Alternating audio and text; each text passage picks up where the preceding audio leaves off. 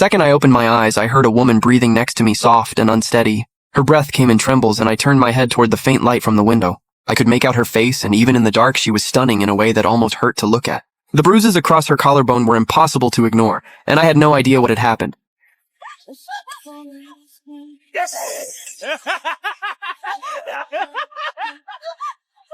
A belt cracking against skin, a bottle shattering. A woman sobbing those wounds were ones I had caused. I had been reborn inside another man my own age. He was a drunken abuser, a total deadbeat. I had been Chen Zuisheng, a man behind a billion-dollar empire, and now I woke up as the so-called man of this wrecked household. A wife-beater and a gambling addict. You are awake. Yeah, are you having trouble sleeping? I can go pour you some tea. No, you stay put, get some rest. I kept my voice as gentle as I could, but she flinched like a startled rabbit. All I could focus on was her bare feet on the cold concrete floor as she walked toward the door. When she glanced back, it was not at me. It was at the little girl curled up in the corner. Sarah. That one look she gave her daughter. The look in her eyes hit me in a way I had never felt before, and I had seen everything in the cutthroat world of business. It was like someone reached into my chest and squeezed my heart in my past life. I had closed deals worth hundreds of millions, sat across from world leaders, and had no shortage of women throwing themselves at me. I thought I had seen it all, but I had never seen a woman beaten down like this, waking up and tiptoeing around, terrified of disturbing the man who hurt her. And still her first thought was checking whether her daughter had slept okay. I sat up and rubbed my temples. More memories kept flooding in. He gambled, and when he lost, he took it out on his wife. Shut your mouth right now, you hear me? You little witch, you think you can mess with me. The worst beating left Sarah bedridden for 3 days, and she still had to drag herself up to cook for him. He never worked a day in his life. The whole family ran on what Sarah made selling fruit at the market. 2 or 3 grand a month, and he took every penny to gamble. He would lose it all, come home, and let her keep supporting him. He did not even care about his own daughter. When little Cassie spiked a fever of 102, he picked up the phone at the poker table and said, I am playing cards. Call me when she is dead, let it go. So yeah, yesterday he lost again, no big deal. What is Sarah worth as collateral? Tell me, what do you think she is worth? A plenty, she is a looker. Do not believe me, come by tomorrow and see for yourself. Someone is coming over today to check her out. That made me squeeze my eyes shut and take a long, slow breath. Sarah came back with a cup of tea, and I noticed Cassie shifting restlessly in her sleep. I lifted the mosquito net and took the cup. Come on in. If mosquitoes get in, they will bite the kid. Sarah looked up at me in total disbelief, like she could not wrap her head around hearing those words from a man who only ever hit or screamed at her. He climbed into bed to settle Cassie down, and Cassie lay with her back to me, her whole body just a little bit tense, and after a long, quiet moment, she whispered, You cannot sleep, right? I made a soft sound of agreement. Reading that as a signal, her fingers trembled as she reached for the buttons on her nightgown. The bed is creaking, keep it down. Her voice was flat like someone who had given up fighting, and my head went completely blank. I understood in an instant. The man before me had made his wife do this right next to their daughter. Just to keep her from making a scene, a wave of disgust and fury crashed through me, followed by something even sharper, a deep and aching heartbreak. I reached out and grabbed her hand before she could undo another button. Sarah. I looked her in the eyes and said her name out loud for the very first time, like it actually meant something.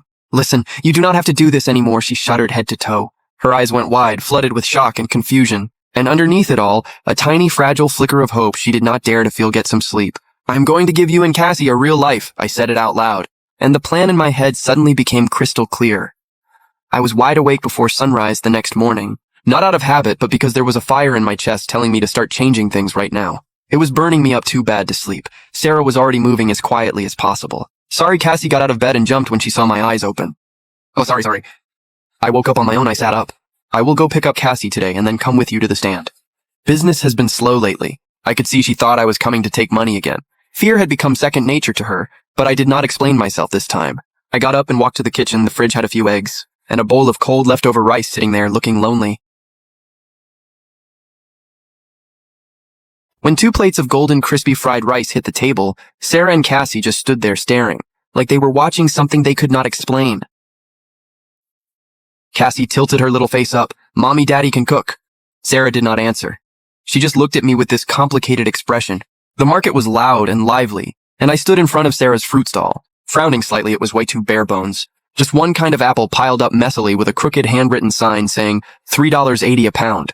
The lady selling vegetables next door hollered over, Hey, look who showed up to help out today, must be a cold day in hell. I did not even glance her way. My brain was already running the numbers. Only one product, zero competitive edge, rigid pricing.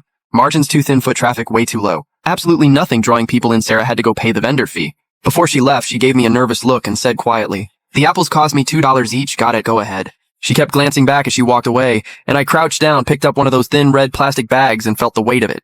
Then I looked around at the crowd walking past, completely ignoring the little stall. In a split second, the whole plan snapped into place. I grabbed the cardboard from a nearby crate, picked up a marker off the ground, and wrote 2 lines in big, bold letters. Then without hesitating, I tore down the old price sign and put the new one right where everyone could see it.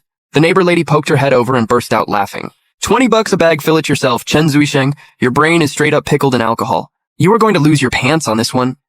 I slowly straightened up, smiled, and looked over at her. Ma'am, you cannot just count apples per pound. I am not trying to squeeze profit out of one bag. I need to clear out all the inventory as fast as possible. Get the cash back in hand and breathe some life into this dead-end stall.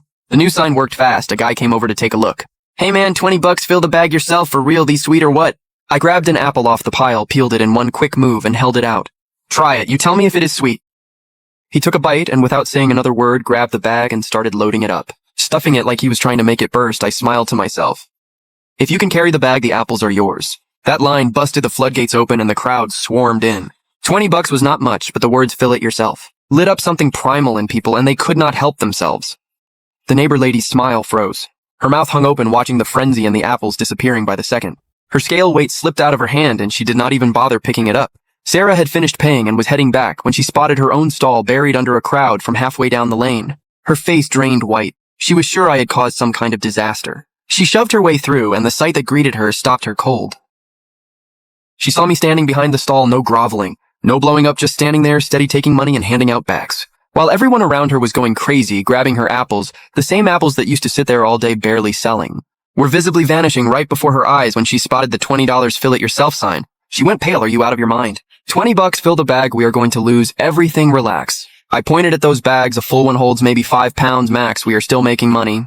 Look at them. They think they are getting a steal and they are lining up to hand us cash. She stood there blinking, then looked at the line. How much have we made? Almost $500. She stared at me with wide eyes like she was looking at a total stranger. The apples were almost gone and there was still a line stretching back. I asked her, do you want to restock? The people in line immediately started hollering. Hey man, go get more apples. Sarah grabbed her phone right away. Following my lead, she ordered a full truckload. Our supplier, Larry, drove over, took one look at the scene and just shook his head in amazement. All right, almost time to go pick up Cassie. We sold out the whole truck. Not bad at all. Larry counted on his fingers and his jaw dropped. Holy cow, we moved over 1,000 pounds today. Sarah could barely believe it. How much did we make? Revenue is around 4,300. I said it like it was pocket change. But this was the first step toward getting this family back on its feet. Sarah looked dazed. She used to struggle to earn this much in a whole month. After we packed up the stall, I pulled Sarah along to go buy groceries. Fish, pork, ribs, we spent close to 300. Sarah opened her mouth, then said nothing. I knew she was worried about the money, but today we had to celebrate. We picked up Cassie, and the little girl saw my arms full of groceries and burst into happy little jumps. Daddy, are we having a big dinner tonight? You bet. Sweet and sour fish and braised ribs. I bent down and gave her cheek a little nuzzle. Yay, I love Daddy the most. She bounced all around me and Sarah watched us and something in her eyes went soft. This house used to hold nothing but silence and fear, and now for the first time it had just a little warmth. The 3 of us walked home talking and laughing. Cassie chattering non-stop with a faint smile finally on Sarah's face. This right here was everything I came back for. We were passing the little corner store at the alley when Cassie suddenly tugged at my sleeve, her eyes all lit up. Pointing at a glass tank inside the shop, Daddy, look, little red goldfish. They are so pretty. They were just plain ordinary goldfish worth a few bucks each. But in Cassie's eyes, they were treasure. All right, Daddy, we'll get you one. Sarah turned back. I am going to head in and wash the vegetables. Do not take too long. She grabbed the groceries and walked with a light step toward the old rundown building a dozen yards away. I held Cassie and we picked out a fish together. Right. As I was paying, I caught something out of the corner of my eye, a few figures drifting up to my front door. Blocking Sarah, who was pulling out her keys, my stomach dropped. We have been waiting on you for a while, sweetheart. Sarah visibly startled. She stepped back and watched them warily, trying to figure out what they wanted. The blonde guy grinned and leaned in. Just here to give you a little heads up, babe. Your man Chen lost last night at the poker table and put you up as collateral with his phone gone. He said the boys could have a good time with you. Sarah swayed on her feet. The grocery slipped from her hands and hit the ground. Her face went completely white. Every bit of strength drained right out of her. I rushed over and Sarah had already turned around, her back to the thugs facing me as I ran toward her. Every bit of color had drained from her face and tears were pouring down silently. She looked at me holding our daughter, carrying the little fish tank, walking toward her like some decent father. Her lips were trembling, like she was trying to say something, and then I heard it. Chen Zuisheng, you spent a whole day putting on this little act, just to trick me into walking into this nightmare. She bent down and snatched up the groceries she had dropped. and hurled them at me with everything she had. I hate you. I want a divorce. The groceries hit me and scattered all over the ground. Cassie was terrified and burst into tears. Mommy, please do not hit Daddy before I could even say a word. Sarah spun around and bolted for the door, but she did not make it. The guy with the triangle eyes grabbed her wrist. Hey, sweetheart, not so fast. His hand started sliding up her arm and he grinned. Your man signed it in black and white. You are coming with us tonight. I watched Sarah freeze completely, the terror on her face even worse than before. In that instant, something inside me just snapped. Let her go when my voice dropped cold like that. It was something forged over 10 years in the cutthroat world of business. These punks had never seen anything like it. I cracked Triangle Eyes hard across the face and he stumbled back. Blood at the corner of his mouth. He stood there stunned. Every single one of them froze. Somebody kill him, he snapped out of it, and came flying at me like a maniac swinging. I stepped aside and drove my foot straight into his gut. He flew back screaming and hit the ground, dry heaving. The other three came at me cursing and I moved fast. Wrist locks, elbow strikes, knee shots, the combat training from my past life. Every move landing clean in under a minute. All four were flat on the ground, and I heard Cassie behind me pumping her tiny fist. Go, Daddy, beat the bad guys! Sarah did not make a sound. I walked over to Triangle Eyes and planted my foot on his chest. Looking down at him, listen up. Whatever he owed before is done. We are square. You come back here again, I will put you down every single time, got it? He still wanted to talk tough. You still owe the debt. We will call the cops. I laughed, running an illegal gambling ring with serious money on the table. What does that get you? Want me to spell it out? I have got it all on my phone. Should I make that call for you? Their faces went white instantly. Sorry, man, we were out of line. We are out of here, hold on. I stopped them and glanced back at Sarah. She was still shaking, apologized to my wife. They looked like they wanted to die, but they hung their heads. Sorry, ma'am. I kicked Triangle Eyes out of the way. They scrambled off and the street went quiet. I turned and looked at Sarah, tear tracks still wet on her face. Still trembling, the way she looked at me held fear, suspicion, and deep hurt. It felt like needles in my chest. I stepped in front of her and looked her in the eyes. Every word slow and deliberate. Sarah, the Chen Zuisheng from before was worthless garbage. What he did to you dying 10,000 times would not be enough. I am not asking you to forgive me right now. I am just asking for one more chance. I swear on my life from this moment on, I Chen Zuisheng. If I ever let you or Cassie suffer even a little, I do not deserve to live. Sarah stared at me, tears streaming down her face. Her lips moved and finally she yelled with red swollen eyes. Chen Zuisheng, you are such a jerk! I am never trusting you again. And with that she grabbed Cassie and stormed inside. The door slammed shut, but she never mentioned divorce again. That was enough. I pushed the door open and went to the kitchen. Soon the smell of sweet and sour fish and braised ribs filled the whole place. I carried the food to the bedroom door. And knock, dinner is ready. Stay mad all you want, just do not let Cassie go hungry. I am sleeping on the couch. I set the tray down and walked away. Cassie's little voice came through the door. Mommy, it smells so good. A little while later, I heard the soft sound of bowls and chopsticks. I lay on the hard couch, staring up at the ceiling. The road ahead was long, but the direction had never been clearer. Protect them and make this family whole again. The bedroom door creaked open just a crack, and I closed my eyes, pretending to be asleep. A few seconds later, it quietly clicked shut, but this time it was not locked. The corner of my mouth turned up over the next few days. I showed up at the stall with Sarah every single day. The $20 fill it yourself deal had become a regular thing at the market. We were moving over 1,000 pounds of apples daily. In less than a week, Sarah had 10 grand sitting in her account. She would lie awake most nights. After a few days, sales started to dip. So I switched it up and brought in cherries and blueberries. She frowned. We tried that before. Could never move them. This time is different. I split the stall into 2 tiers. Budget tier, 15 a pound. Apples and peaches, premium tier, 25 a pound. Cherries and blueberries, your pick, all fruit, washed, sliced, and boxed. Add $1 and get unlimited yogurt. Add another $1 and get a free pound of apples. The stall looked clean and sharp, and it stood out like a sore thumb in the messy market. We cleared 3 grand that day. What really got me, though, was that more people bought the premium tier than the budget one at closing time. She could not help asking me why. I smiled at her because the higher price made them feel like they were getting an even better deal. Just $10 more for the premium stuff. Who would not go for that? Business is all about understanding people. She scoffed. Oh, listen to you. Her mouth said one thing, but the corners of her lips curled up anyway. We pulled in another 10 grand plus that week, and the way she looked at me was slowly starting to change. One afternoon, we picked up Cassie and came home to find a man in a sharp suit at the door. Sarah's older brother, Jake. Sarah ran over excited to see him. Jake glanced at her briefly, then turned and cut me with a look like a blade. Hey, come with me. I need to grab some smokes. I knew he had something to say. We walked out to the parking lot and he pointed at a BMW. This car is worth over 20 grand. What do you think? It is fine. He pulled out a bank card and slapped it in my hand. 20 grand in their car is yours too. Sign the divorce papers tomorrow. Cassie stays with Sarah, the money and car go to you. Clean break hearing Jake say that. I shook my head. Jake, things are different now. A leopard does not change its spots. Jake's expression went ice cold. Sarah was the apple of our family's eye. Look at the life you put her through. Drinking, gambling, you think you deserve her. Name your price. If it is not enough, anger shot through me. I knew he was talking about who I used to be, but the words still cut. Give me a few more months, he cut me off. You are lower than dirt. Some small town nobody who went to college and thinks that makes him a city person. If Sarah had not been blind back then, you would be nothing. You people just want to marry up and cash in. Snag a pretty wife to show off, right? You think you deserve that.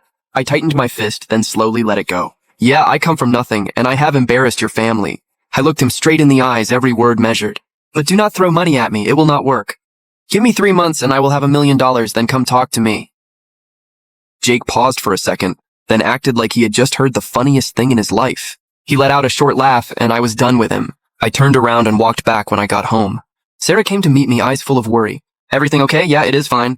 Your brother was just giving me a pep talk, I said with a smile and a straight face. She did not believe me, but she let it go. Jake stayed for dinner, and at the table he looked around at the old furniture and frowned. You still have all this junk, are you not embarrassed? I was about to say something, when Sarah quietly tugged my hand under the table. She said softly to Jake, Hey, he has actually really changed lately. He has come up with a lot of ideas for me, and we have been making good money. Jake gave a cold snort and said nothing just then. His phone rang and he picked up. The color drained from his face instantly. What? Mr. Liu is not happy with our marketing proposal. Were we not supposed to finalize it today? The voice on the other end was frantic. I could faintly hear it from where I sat. Mr. Liu says the concept is stale. All that live the elite life crafted for the distinguished few stuff, he says nobody buys that anymore. He wants to meet with you personally in the next 3 hours or the whole consulting fee gets cut. And your position is on the line. Jake scrambled for his laptop and started trying to smooth things over with the client.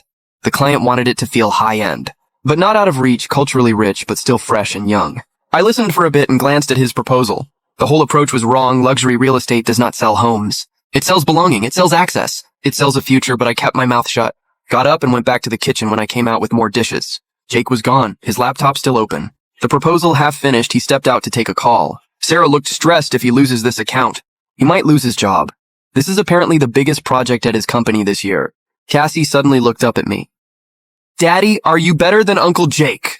Only one way to find out, I smiled, sat down and moved the mouse. Then selected everything in Jake's unfinished proposal and deleted it. Are you crazy? Sarah gasped. Did you save it? Does not matter. His whole approach is wrong. I did not explain further. My fingers hit the keyboard and I let myself sink in. A new proposal took shape under my hands. Community tier strategy, resource integration framework, identity, validation system. Piece by piece it came together when Jake walked back in and saw me sitting at his laptop. He completely lost it. Who told you to touch my computer? He was trying to help. Sarah jumped in to explain. What does he know about real estate marketing? Jake charged over, ready to explode, but stopped dead in his tracks. On screen was a clean, polished, full marketing proposal. But a second later, his eyes went red. Where is my original plan? Gone. You. His whole body was shaking. Do you know how many nights I pulled to write that? But just then, his phone buzzed. The deadline had arrived.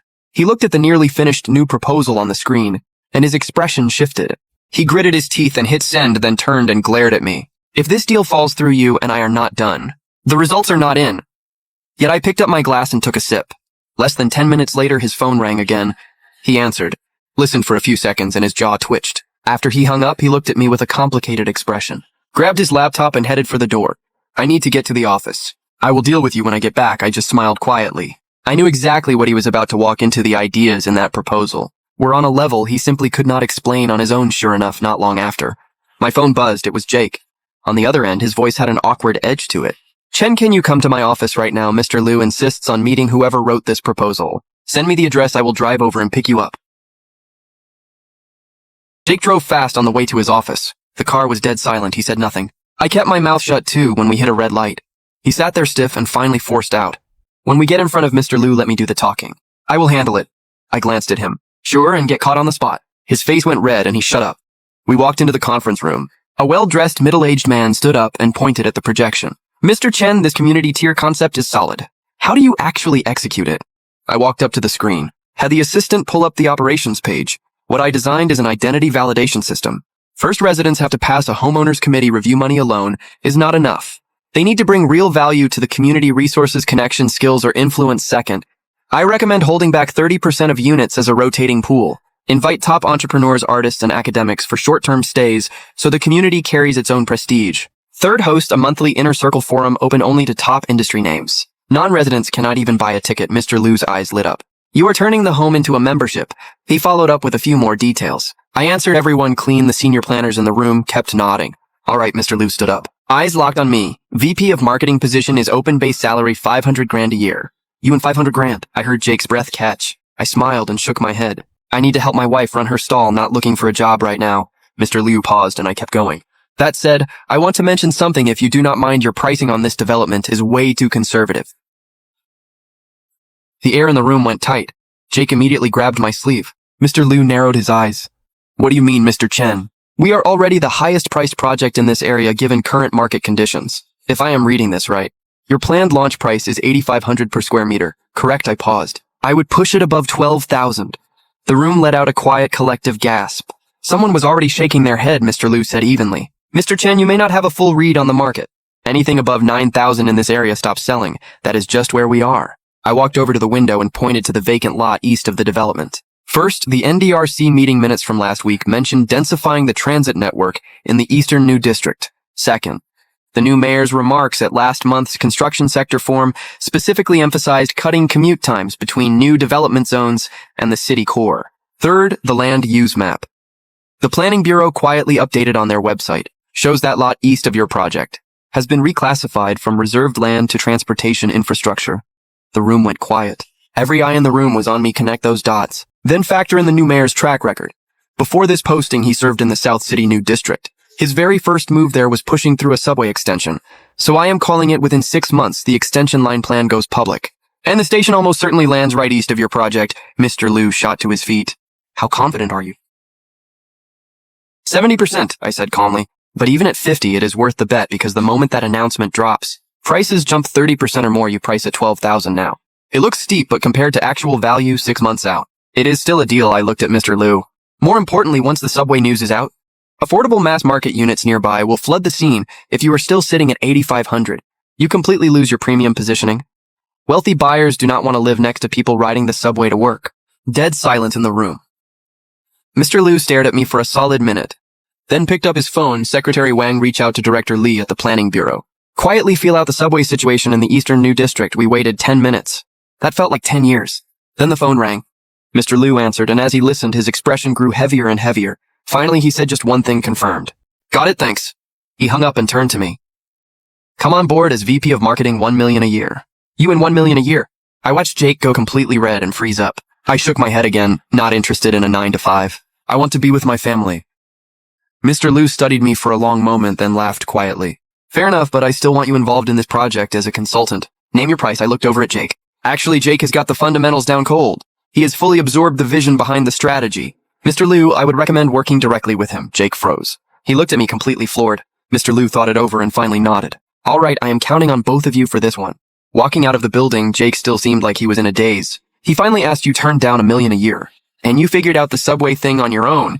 It is all out there in the news. I told him the fruit stall needs someone there. He went quiet for a few seconds. Then his voice came out a little unsteady. Do you know what 1 million a year even means? I grinded for 8 years and I am not even at half that. Look. Jake, this deal closed. You are a hero at your company. I clapped him on the shoulder. Doors are going to open for you. I got in the car and left. In the rearview mirror, he was still standing there watching me go. He did not move for a long time. Jake showed up again at dinner. I raised my cup. Tea instead of liquor. Jake, I owe you a real apology for everything I put this family through. Sarah froze. Chopsticks stopped midair. I knew exactly what was going through her head. The old Chen Zuisheng never apologized for anything ever. Jake shifted uncomfortably and looked away. Sarah glanced between them both, then spoke up. Jake, did you say something to him again? I smiled it off. He was just pushing me to do better. Sarah put down her chopsticks and looked straight at Jake. He is my choice and this is my life. Whatever comes, I will deal with it if you actually care about me. Stop saying things that put me in the middle in the soft light. Her eyes held a quiet, stubborn certainty like she had made up her mind and was not going back. Jake drained his cup in one go. He let out a long sigh and said nothing more, finished eating quickly and left after seeing him out. I turned around and Sarah was watching me. You were really different today, how so? I cannot put my finger on it. She tilted her head. It just feels like a really long nightmare is finally over late that night. I was making up the couch like usual when Sarah came out of the bedroom with her pillow and blanket. She stopped at the doorway and looked back at me. You really like sleeping on that couch, huh? She pressed her lips together, hiding a smile. Turned and went back inside. The door stayed open. Early the next morning, Sarah took Cassie to check out a new preschool. I stayed home going over the finances, thinking through next steps. Around noon, my phone suddenly rang. It was Sarah. Her voice was thick with tears. Noisy backgrounds. We shouldn't get to City General right now. Cassie suddenly could not breathe. She is in the emergency room. My mind went blank. I dropped everything and ran. The Zhu family had already arrived when I got to the hospital. Sarah's father, Richard, came straight at me. Fuming Chen Zuisheng. Look what you let happen to that child. The doctor said this should have been caught a long time ago. A nurse quickly stepped in and asked everyone to keep it down. Sarah's mother, Helen, came over red-eyed, her voice shaking. The doctor says it is idiopathic pulmonary arterial hypertension, a rare condition. The medication she is on right now is just to stabilize her. She needs a targeted specialty drug. The imported version runs over $30,000 a month, and she will need it long-term. My heart felt like it stopped pulmonary arterial hypertension. How did this happen? Sarah collapsed into my arms, shaking with sobs. The doctor said she probably had it for a while. The symptoms were subtle. I just never caught it. She would say she was tired sometimes. I thought she was just worn out from playing. None of that matters right now. Richard's voice went cold. Treatment costs money. That medication is $30,000 a month. Can you two actually cover that? Helen looked at her daughter. Sarah, listen to your mother. Get the divorce, the medical bills after that. Our family will handle everything. Sarah's head snapped up. Mom, what are you saying? You want to keep suffering with him? Look at your child. Helen was crying too. She cannot go without the medication if she does. Her condition will deteriorate fast. Sarah stared at the closed emergency room door. Tears streaming, but she wiped her face hard. Stood up straight, Mom. I have already said it. He is my choice, and this is my life. No matter how hard it gets, we handle it ourselves. Can you actually handle it? Richard snapped. $30,000 a month, and nobody knows how long she will need it. I stepped in front of Sarah and looked Richard straight in the eye. We will figure out the money. That is not your problem. Figure it out. How exactly? Jake cut in. Mr. Liu offered you $1 million salary, and you walked away. I have my own plan. I cut him off. Cassie is our daughter, and we will take care of her. Richard stared at me for a long moment, then let out a cold laugh. Fine, you have got guts. Then handle it yourselves. Let's go. The Shu family left. Sarah leaned against my shoulder, quietly crying. Her shoulders would not stop trembling. Do not worry. I rubbed her back. I am here, but the medication. She looked up through tears. $30,000 a month money is the last thing to worry about. I looked out the window. You take care of Cassie. Leave the rest to me at the billing window. I looked down at my bank card. Every dollar in there earned through early mornings and late nights. But I knew to give our daughter a real shot, this was nowhere near enough. In my past life, I built $1 billion empire from nothing, and in this life, for this family, I had to make serious money and make it fast. Walking the hospital corridor. My mind was racing through every memory of ways to make fast money. Futures too slow. Antiques too murky. Gem trading needs connections. Then one very specific memory suddenly snapped into focus. An underground betting site had a virtual horse racing section with a payout preview exploit. Someone used it to pull out over $2 million in 3 days, and the site only caught it during a routine reconciliation. The mechanics were not complicated, but the timing had to be precise. To drive up betting action, the site was designed so that in the final 30 seconds of a virtual race, the system would calculate your potential winnings based on live odds and flash them as available balance in your account. The key was that inside those final 30 seconds, if you used that phantom balance to place a new bet on another race that was also about to end, the system would actually validate it if you timed it right. A small amount of real money could leverage dozens of times that in phantom funds through a chain of bets. When everything settled out, as long as the final bet won, the profit was real. Think of it like being at a casino. You put down $100. The dealer sees you are about to win and slides you 1,000 in chips. Says that might be yours, and you immediately take that 1,000 to another table and win. The casino has no choice but to pay out, and I knew the exact mechanics of this exploit. The timing window, the trigger conditions, and how to stay under the radar. More importantly, right now at this moment, the exploit was still unknown. I glanced at the clock on the hospital corridor wall, 2:20 p.m. I turned and walked quickly out of the hospital wing.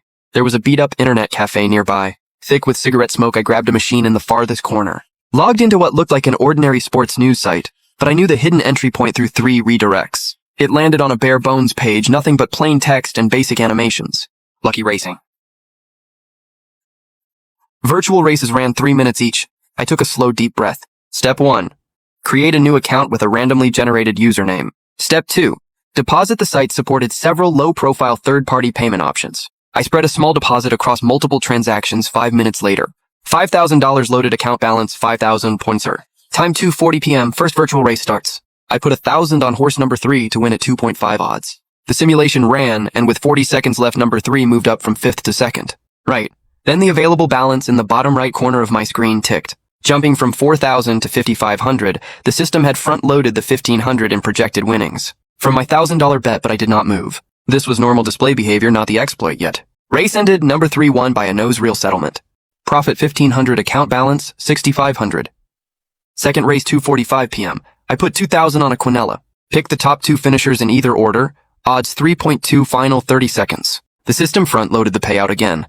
My balance jumped from 4500 to 11,400. 4,500 plus 2,000 times 3.2. This was the moment. With 25 seconds left in the race, I quickly switched to a separate virtual soccer market that was also about to close. Dropped the full 11,400 on a goal scored in the final 5 minutes. Odds 1.8, the system validated it.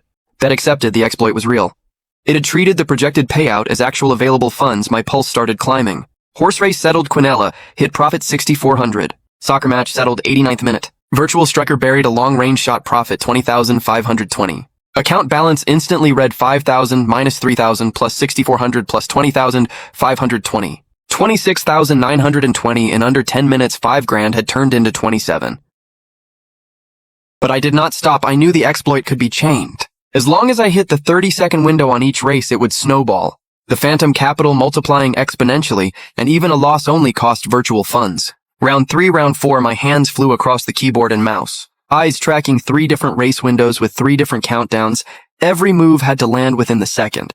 3:21 p.m. I executed the final round. The final account balance on screen, 726,800. 726,800. I had turned 5 grand into that. In under an hour, over 140 times my starting amount, I leaned back in the chair, staring at the number on screen, my palms soaked with sweat. I hit withdraw and the site flagged it. Large withdrawals require manual review. Funds will arrive within 2 hours. I wiped the browser history, shut the machine down, and walked out.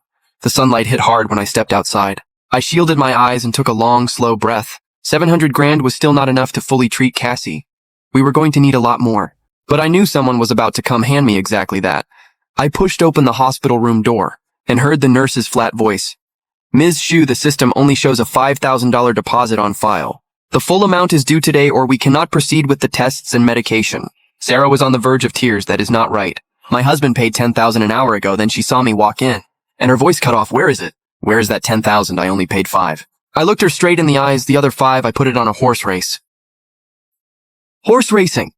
Sarah's expression shattered. She staggered back. Like every ounce of strength had been drained out of her. Chen Zuisheng. That was Cassie's lifeline, and you gambled it away. She came at me, fist hitting my chest, sobbing her heart out. What kind of person are you? What happened to your promise? The nurse nearby shook her head in disgust, her eyes full of contempt. I caught Sarah's wrist, dropped my voice low. Just listen to me. I won. The money hits the account within 2 hours. Cassie's medical bills are covered. She stopped and looked up at me with eyes that had completely given up. Here we go again. You are lying again. Her finger pointed at me, trembling badly. You know I hate nothing more than gambling, and you made a vow. I stayed quiet. Anything I said right now would just sound like excuses. Give me 2 hours. I let go of her and looked over at Cassie, lying pale in the bed. 2 hours from now, I will be back with the money. I turned and walked out behind me. Her quiet, broken sobs followed me down the hall. When I came back with warm congee, Sarah was slumped over the bedside. She looked like she had fallen asleep, but her shaking shoulders gave her away. Cassie was awake, her tiny body hooked up to tubes. When she saw me, she managed a weak little smile. Daddy, Cassie was good.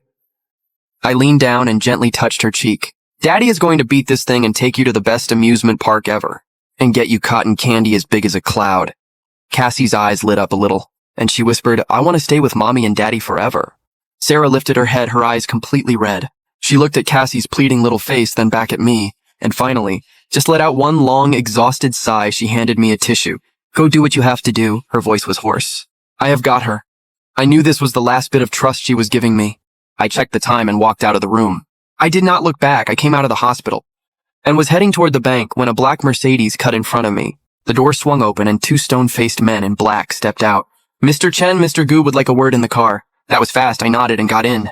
The interior was spacious, and a man in his 40s, dressed in a sharp, tailored suit, sat across from me. His face was not threatening. He even carried a kind of refined, calm Gu Weidong.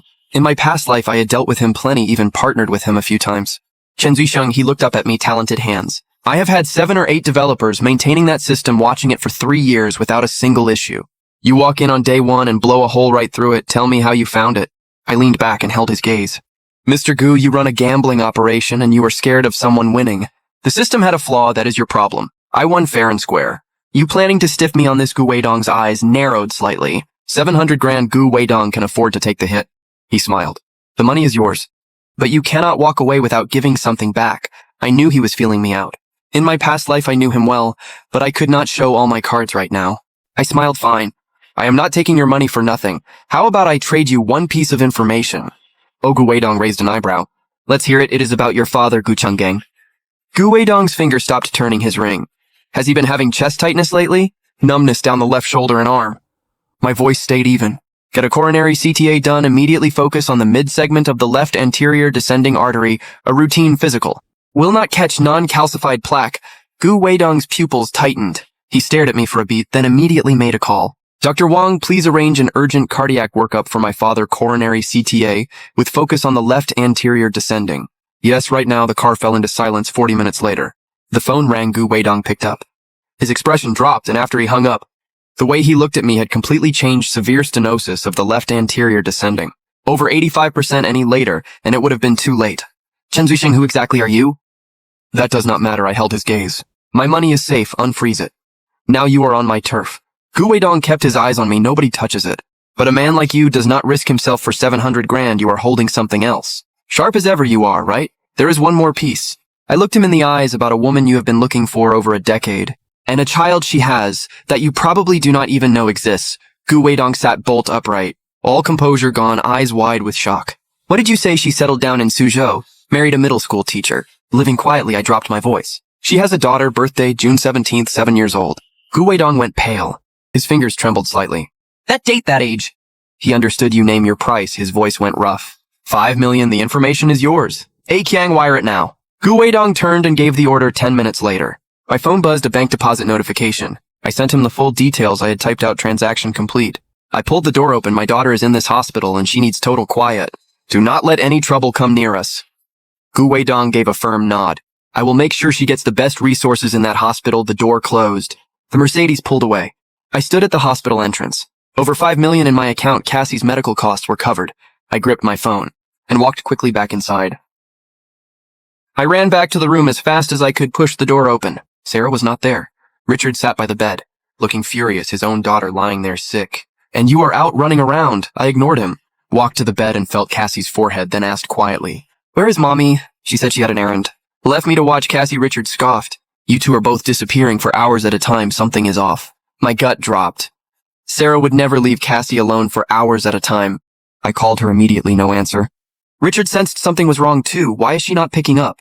Just then a cleaning lady's voice carried down the hallway. Those shameless people are posting surrogacy ads in the bathroom again. How do they sleep at night? A terrifying thought hit me like a freight train. Sarah would not know. She would not be that desperate. But a second later, I saw her face in my mind, red-eyed and stubborn. She absolutely would. I spun and bolted out of the room. Where are you going? The hospital is still asking about the bill. Richard shouted after me. Bill is paid. You are welcome. I sprinted to the women's restroom. Ignoring the screams from inside, I pushed open stall after stall.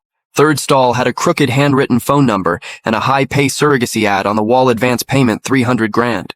I dialed it immediately. I need a surrogate. I kept my voice low and hard. Need a child. Fast money is not an issue. The woman on the line got cautious. Sir, you have the wrong number. Drop the act, I said coldly. My wife cannot have children. I want a boy. Gender selection, if possible. A few seconds of silence. Then her tone warmed right up. Sir, you are well informed. We can do that. Price-wise, money is not the issue. I cut her off, but I want to choose the candidate. No one who has done this before. First time only, never been pregnant. Young, healthy, good genes. First timer. We do not have anyone available right now. She hesitated. Really no one? I pushed harder. She stumbled. How did you know we have that kind of placement? I said coldly. Send me the address. I am coming now. If I like what I see, double the rate. Double. Her voice changed immediately. Sir, are you serious? I'm on the clock. I glanced at my watch. 20 minutes, keep her for me. If she has already signed paperwork and the process has started, forget it. Nothing signed yet, just an initial checkup. Come on over, sir. We will be here. I hung up and ran out of the hospital. Flagged down a cab driver. Get me to this address fast. At the same time, I called 911 and quietly gave them the address. Reported suspected illegal surrogacy operation. 20 minutes later, I was standing in a rundown urban village in front of a beat-up building with a home services sign out front. I went straight up to the third-floor door. Was cracked open. A heavily made-up middle-aged woman sized me up. You must be the client. Where is she? I walked straight inside in the lounge. The woman smiled and followed. This one checks all your boxes. 28, natural birth, 1 daughter, clean health record. Needs money quick, easy to negotiate, push open the door. Sarah was sitting on a worn-out couch, gripping the hem of her shirt. When I walked in, her eyes went wide. She froze completely, that is her. I looked her over with a blank expression like I was inspecting merchandise. Stand up, turn around when she stood. There was genuine fear on her face. How is she, sir? The woman fawned, good-looking, great figure. College educated too? I walked up and stood in front of Sarah, looked at her face. Too thin, can she carry a son? We cannot guarantee boy or girl 100%. But we do offer gender selection, the woman jumped in. I need to guarantee a son, I said flatly. I will pay whatever it takes, but if it comes out a girl? You take full responsibility, sir, that is an enormous risk. Big risk, big reward. I turned and looked straight at the woman. I want this one. Name a price and we sign right now. I am taking her with me today.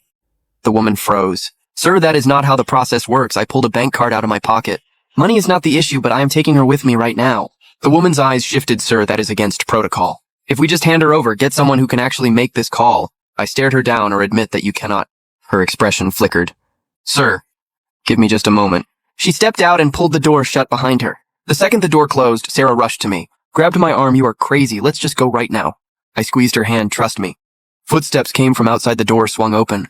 The woman was back with two big guys behind her, and a middle-aged man in a suit with gold-rimmed glasses. Sir, this is our director, Mr. Chen. He looked me over. Heard you want to take her out today, all in 80 grand guaranteed, boy. 50 now, I transfer her to you and you walk out. Balance due. Once pregnancy is confirmed. Mr. Chen smiled. That is not how we work. Full payment up front, we deliver her to wherever you want. He adjusted his glasses. The smile had an edge to it, otherwise you might find it hard to walk out of here. I narrowed my eyes. My money is not that easy to take. Then let's see if you can make it out that door. Mr. Chen gave a look. Both men stepped forward just then. A faint wail of sirens drifted up from the street below. Mr. Chen's face went pale. You called the cops, I did not call anyone. I smiled coldly, but sounds like your operation is not exactly clean. The sirens were closing and fast chaos broke out downstairs. Mr. Chen screamed, take him out. Go out the back. The two guys came at me from both sides. I shoved Sarah hard into the corner, grabbed a chair and swung it at the guy on the left. Cracked the wood splintered across his shoulder. He grunted, slowed for just a beat, but the guy on the right was already swinging.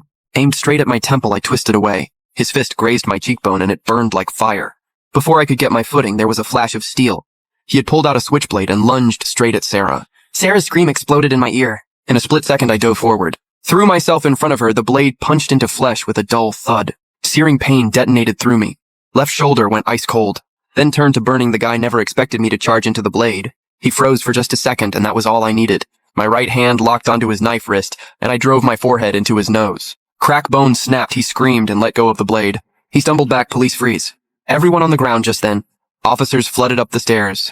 I pressed my hand over my bleeding shoulder, stepped in front of Sarah and raised my right hand. Officers, we are the victims here. Mr. Chen was still squirming on the floor and got pinned down hard by the officers. A young cop took one look at me covered in blood and grabbed his radio. We have an injured civilian up here, need an ambulance. Sarah rushed over and pressed her trembling hands against my wound, tears pouring down her face, her voice completely broken. You are bleeding so much, I leaned against the wall and managed to smile. Reached up with my good hand and gently touched her face. It is just a flesh wound. As long as you are okay, that is all that matters. By the time we left the precinct, it was pitch dark outside. Sarah was gripping my arm tight, her fingertips ice cold and trembling slightly. We found a quiet spot and she stopped walking. She looked up at me, tear streaks all down her face. How did you know I was there? How did you come alone? I reached up and gently wiped away her tears. Because you are my wife. And Cassie is our daughter. If the sky falls, I am the one holding it up. Do not worry, the hospital deposit has already been paid. Sarah buried herself in my arms and sobbed like she was crying out every last drop of fear and pain. I held her shaking body tight and let the tears soak through my shirt. The sky had no stars, but the darkest part of the night was already behind us. Back at the hospital, a nurse cleaned and dressed my wound. The stab to my left shoulder took more than a dozen stitches, the doctor said another centimeter, and it would have hit a nerve. Once I was bandaged up, I told Sarah to go back to Cassie's room. She hesitated. She had already been away from her daughter too long. She could not settle and finally gave a small nod and went. I sat in the treatment room and caught my breath, just as I was about to get up. My phone buzzed a bank deposit notification. Gu Weidong had sent over another transfer. He called it a medical fund for Cassie. I checked the amount, it was enough. I pushed open the hospital room door and found Jake standing at the end of the hallway on his phone. When he saw me, his expression darkened. He hung up and walked over Chen Zuisheng. He kept his voice low. Where did the 500 grand deposit come from? Won it gambling on virtual races, I said. He stared at me for a few seconds and let out a cold laugh. Chen Zuisheng gambled for years and never once brought a dime home. Now the kid gets sick and suddenly you are on a winning streak. I did not respond. I bet you went crawling to Mr. Liu to borrow it. Played too proud to take the job, then turned around and begged for money. I am warning you. Whatever $1 million debt you racked up, do not drag the Zhu family into it. He turned and walked away, and I stood there watching him go. Over the next month, Cassie stayed in the hospital. Idiopathic pulmonary arterial hypertension is extremely rare, and in this country, all we could do was keep her stable on imported medication. Her condition kept slowly slipping, and Sarah and I took shifts. She took days, I took nights. When I got tired, I would lean against the hallway chairs for a bit. When I got hungry, I would grab the cheapest takeout box from the hospital cafeteria. The Zhu family never showed up. I knew Sarah was hurting over it, but she never said a word. Sometimes I would wake up in the middle of the night and see her slumped over the bedside, holding Cassie's little hand, staring into nothing. A month later, the Zhu family finally came. The doctor was running Cassie's checkup, and after it was done, he told us the current medication could only slow the progression. It could not reverse it. Long-term, the strain on her heart and lungs would only get worse. Richard heard all that, and the first thing out of his mouth was about money. The 500 grand is almost gone, right? Jake's tone was flat. Have you figured out how you are going to pay it back? It was not borrowed, Sarah said. Not borrowed, Helen cut in. Did it fall from the sky? Richard pointed right at me in front of everyone. Nothing but lies. My daughter and granddaughter are suffering because of you. I kept my temper down. Dad, keep your voice down. Do not scare the child. You think you can call me Dad. Just then the hospital room door swung open.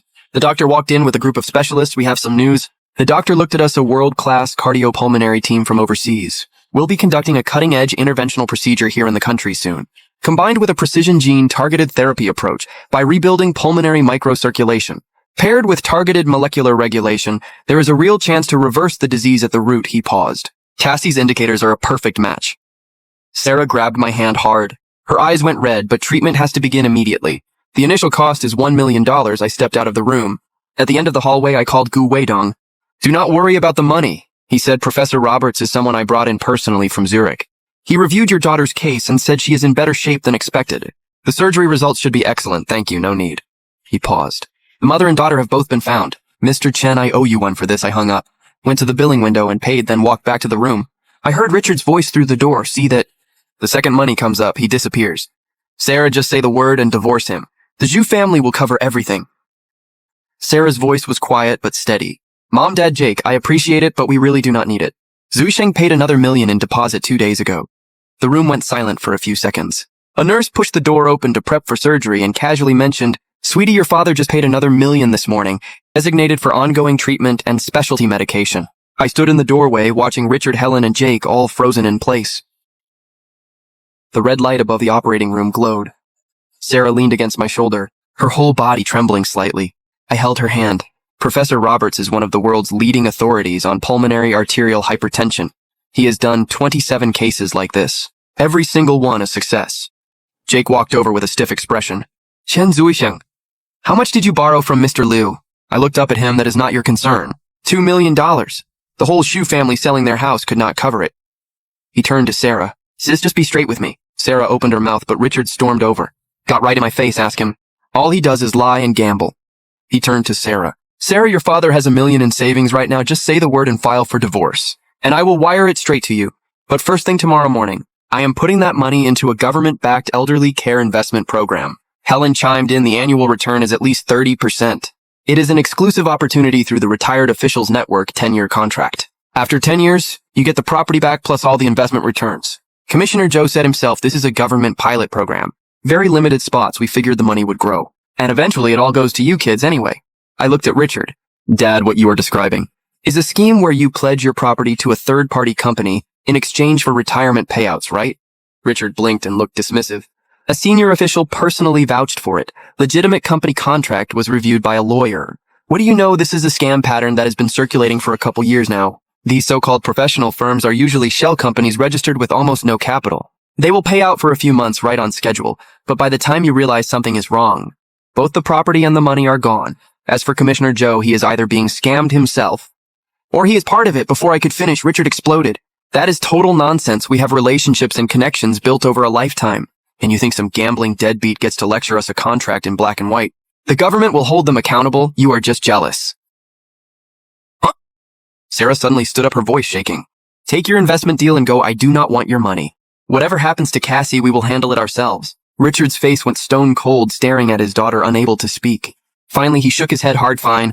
Do not come crying to me later. Helen sighed red-eyed. Jake opened his mouth, then closed it. The family turned and left. The hallway outside the operating room went suddenly still. Sarah sank into the chair. Tears sliding down in silence, I gently put my arm around her shoulders. 4 hours later, the operating room light went off. The lead surgeon walked out with a smile on his face. The surgery was a complete success. Cassie will need 48 hours of ICU observation. But the prognosis is very optimistic. Sarah's knees buckled. I caught her just in time. She covered her face, and tears poured through her fingers, but this time they were tears of relief. 2 months later, Cassie met the criteria for discharge. Color had come back to her little cheeks, and though she still needed regular medication and checkups, she was back to bouncing around to celebrate her recovery. We booked a table at a newly opened upscale steakhouse while she was in the hospital. I had made her a promise. Once she got better, I would take her out for the best steak she ever had. The restaurant had a nice vibe, and Cassie sat there swinging her little legs with excitement. Sarah tucked a napkin into her collar and the food arrived. I was just about to cut into my steak when a well-dressed young man passed by our table. He glanced over casually and his eyes landed on Sarah. He stopped cold Sarah. Her face showed surprise and then shifted into something amused and a little pointed. He stepped closer and his gaze swept over me and Cassie, lingering on Cassie for just a beat too long before his eyes went back to Sarah. Heard you got married, is this... Sarah's fingers tightened slightly. This was Zach, the guy Sarah's parents had been pushing hard for her to date back in the day. Seeing him, Sarah's body visibly stiffened. Zach. Sarah's voice came out a little forced. What a coincidence. Zach turned to me and looked me over slowly. The sizing up was not subtle. He extended his hand. Mr. Chen, I presume nice to meet you, and your kid is already this big. I stood up and took his hand, and he deliberately squeezed harder. I did not react, just looked at him calmly. Since we ran into each other, mind if we join you? Zach said smoothly. Then turned to introduce a polished woman standing behind him. Babe, this is my old friend Sarah and her husband. Sarah, this is my girlfriend Ashley. He put just a little extra weight on old friend and girlfriend, and Ashley's eyes swept over Sarah quickly, landing on her outfit before a trace of superiority settled onto her face. She smiled brightly. Sarah, right. What a coincidence, let's sit together. Sarah quietly squeezed my hand under the table. I squeezed back and smiled at Ashley. Oh, Ashley, you are too kind. You look quite a bit more mature than my wife. Ashley's smile went stiff. Zach ordered several pricey dishes, then looked over at me, Mr. Chen. What do you do these days? Taking care of my own business, I said flatly. Today is my treat. Small business suits me. I like the freedom. He turned to the server. Can we get a bottle of the Manhwa Chet Blanc 2015? Let it breathe for a bit. He rattled off the wine name smoothly, then looked at Sarah. Sarah, I remember you were never much of a drinker, but the white wine here pairs beautifully with the seafood. You should give it a shot. Ashley jumped right in. Oh, absolutely. Zach has such refined taste that wine is not cheap either, right, babe? She was asking Zach, but her eyes drifted pointedly towards Sarah. Zach played it cool, just something that pairs well today. The wine arrived quickly, and the server followed proper etiquette, pouring a small amount into Zach's glass for him to taste. Zach swirled it, gave it a sniff, took a small sip, and let it sit on his palate before nodding. That works. The whole thing felt very performed. The server was about to pour for everyone when I gently raised my hand, picked up the glass in front of Sarah, and said to the server, could we get a different glass? This one has not been chilled long enough. It will dull the fruit and mineral notes, especially given how delicate the body is on this wine. The server looked caught off guard, apologized, and swapped the glass. I took the new one, checked it carefully, then nodded for the pour. Zach's easy confidence was starting to crack. Sarah looked at me surprised, picked up her glass, and took a careful sip. Zach cleared his throat. Mr. Chen, you are quite particular about glassware, though the terroir character of this wine is really where it shines. It strikes a balance between the elegance of Pouligny and the richness of Chassagne. I smiled mildly. The vintage is decent. But if we are really pairing with tonight's seafood, the Court and Charlemagne from the next door estate, the 2014 would actually be a more complementary structural match. Zach's expression stiffened. He switched gears with a tight face. Sarah, I started my own landscaping company a couple years back. We handle the landscaping for major real estate projects. It is a grind, but the money is solid. He held up 2 fingers and waggled them. Ashley immediately jumped in. Oh, Zach is just being modest. It is way more than 2 million, Xingcheng Group, right? Several of their high-end developments have our landscaping all over them. She looked at Sarah with exaggerated concern. If you guys are ever looking to buy a place, just reach out to Zach. He knows all the right developers. He can definitely get you the insider lowest price. I noticed Sarah's lips tighten. Zach caught it too and waved his hand with affected generosity. Ashley, come on, Sarah. Your place has been due for an upgrade for a while now. Just say the word, I will get you the insider rate. Easily 100 grand below market. Sarah's fingers under the table were trembling. I quietly covered her hand with mine. We do not need a discounted unit. I have my own connections. Zach looked openly skeptical. This is not the time for pride. I heard you guys are a little tight right now. Saving 100 grand is real money. Why turn it down over ego? Ashley piled on. Exactly, Zach is practically on a first-name basis with half the developers in this city. One phone call and done use the savings for your kids' care. The place you are living in right now. I mean, we are genuinely just looking out for you guys. His eyes swept over Sarah's outfit. Sarah's face flushed red. She opened her mouth, but the hand I was holding gently pressed her back. I picked up my water glass and took a slow sip. The flame in my chest was climbing. Tonight is about celebrating my daughter's second chance at life, not watching you two run a routine. I was about to wrap this up when Mr. Chen... A pleasantly surprised voice came from behind. I turned to look, and saw Mr. Liu walking briskly over from the direction of a private room, a genuine smile on his face. I was a little surprised I had seen his photo with the owner by the entrance. Did not expect to actually run into him, Mr. Liu. Zach shot up like he was spring-loaded, knocked over his chair with a loud bang. His face instantly plastered in a groveling smile. He lunged forward with both hands out. Mr. Liu, what a small world I am. Zach from Scenic Landscapes. At your company's year-end banquet last December, I actually had the honor of toasting you. You remember me, right? He shot a smug glance our way while he talked. Mr. Liu's brow furrowed slightly. He clearly had no idea who this was, but his eyes quickly moved past Zach and settled on me.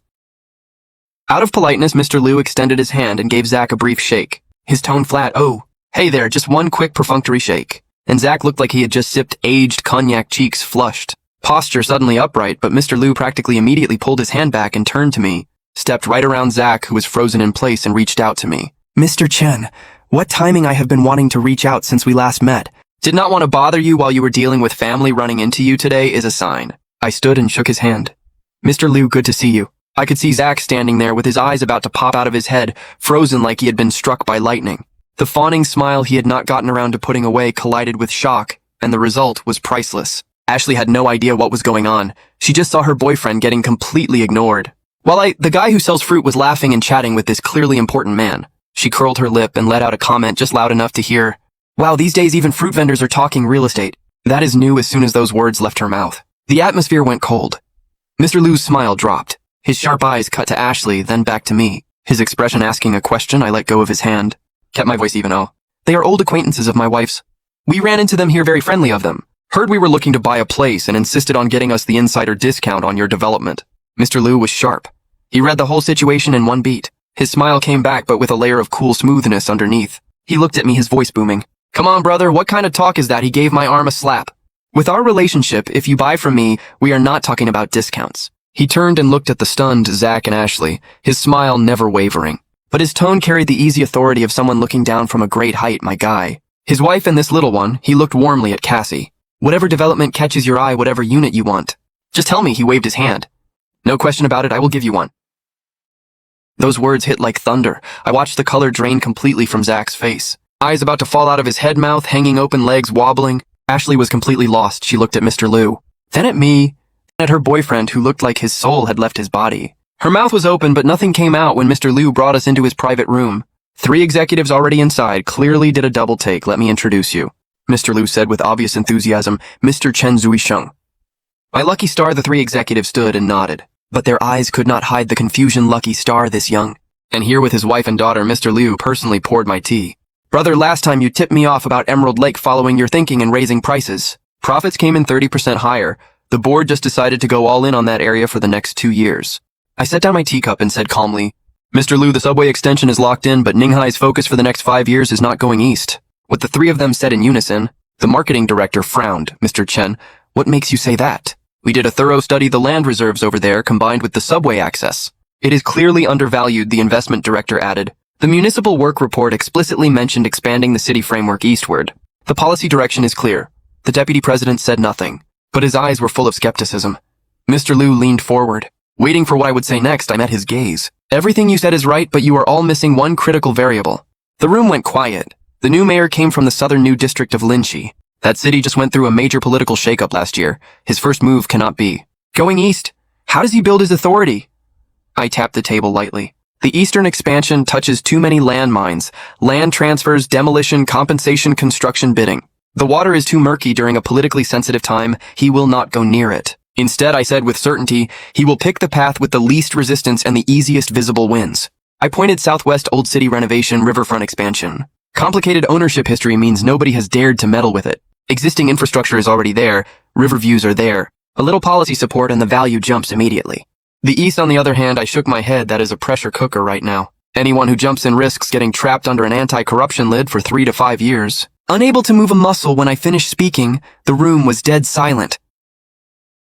When I finished, the room went completely silent. I watched all three executives freeze. Mr. Liu's teacup stopped halfway to his mouth. His expression shifted from stunned to dawning realization. He suddenly recalled. A senior official at a dinner a few days ago had casually mentioned old city revitalization as a direction worth watching.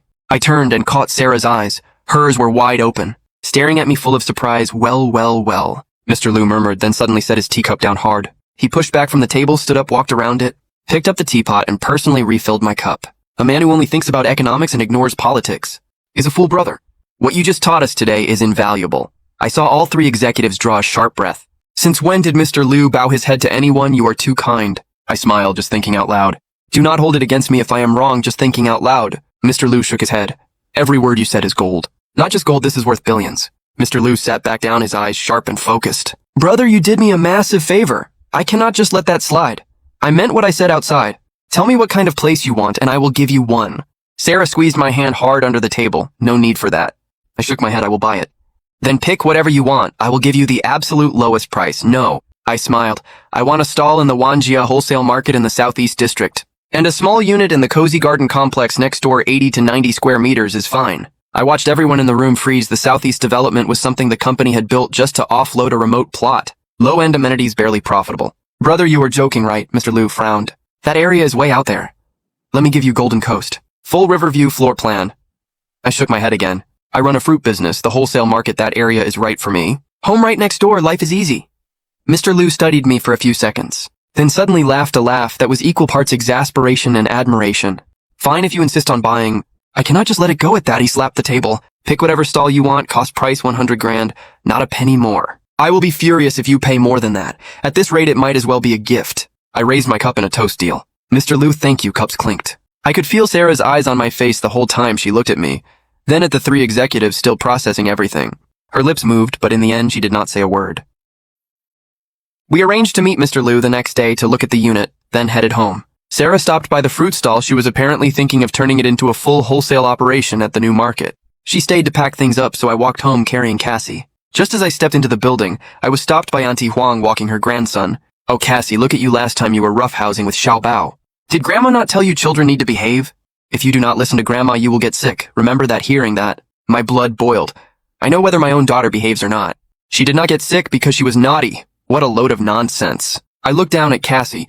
The little girl had visibly shrunk back. Cassie, I said clearly from now on, if anyone outside makes you feel bad, come home and tell Daddy. Daddy will take care of it. I turned to leave. Hey, hold on, she came after me. Word is Cassie's treatment cost a fortune. You guys thinking about selling the place? I stopped. Where did you hear that? Oh, word gets around. If you do decide to sell, I will buy it. We are neighbors after all. Just do not price it too high, she said while digging into her grandson's grimy pocket and pulling out a piece of candy, trying to shove it into Cassie's mouth. Here you go, sweetie. Smack. I caught her wrist and pulled the candy away. Tossed it aside. We are not selling. Stopped listening to rumors and walked upstairs. Behind me, I heard her grumbling under her breath. Pfft, big shot attitude. No wonder you stay broke. When Sarah got home and heard it was Auntie Huang, her expression dropped.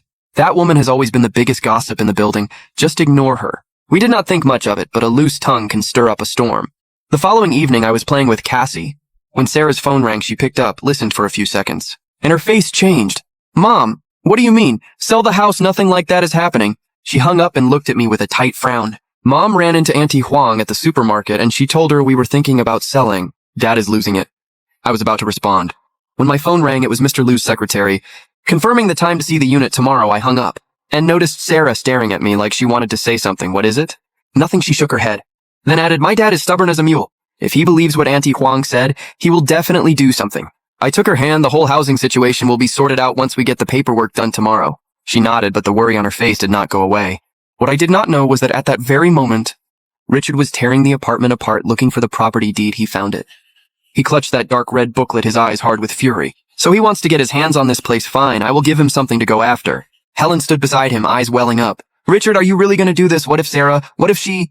Richard cut her off. That man has her under his spell. If Chen Zuisheng sets his sights on this place, the two of them will have nowhere to live. He shoved the deed into his chest pocket, jaw clenched. I'm going first thing tomorrow to put this property into the elderly care mortgage program once it is done.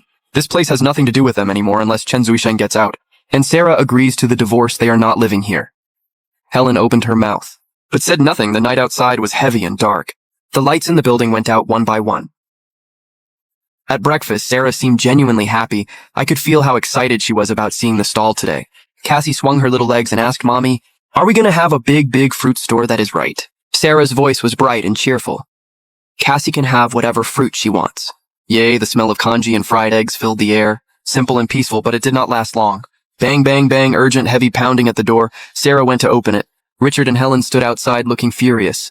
"Mom, Dad, what are you doing here? You came to talk about selling the house." Richard stepped straight and his eyes locked on me.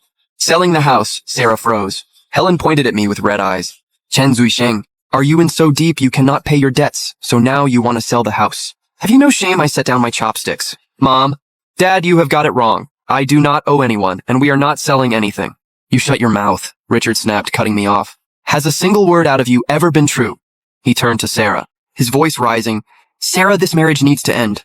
Right now, he is $2 million in the hole. About to sell the roof over your heads and you still will not leave. You want Cassie living on the streets." Sarah got agitated. "Mom, Dad, you have got everything wrong. None of this is true.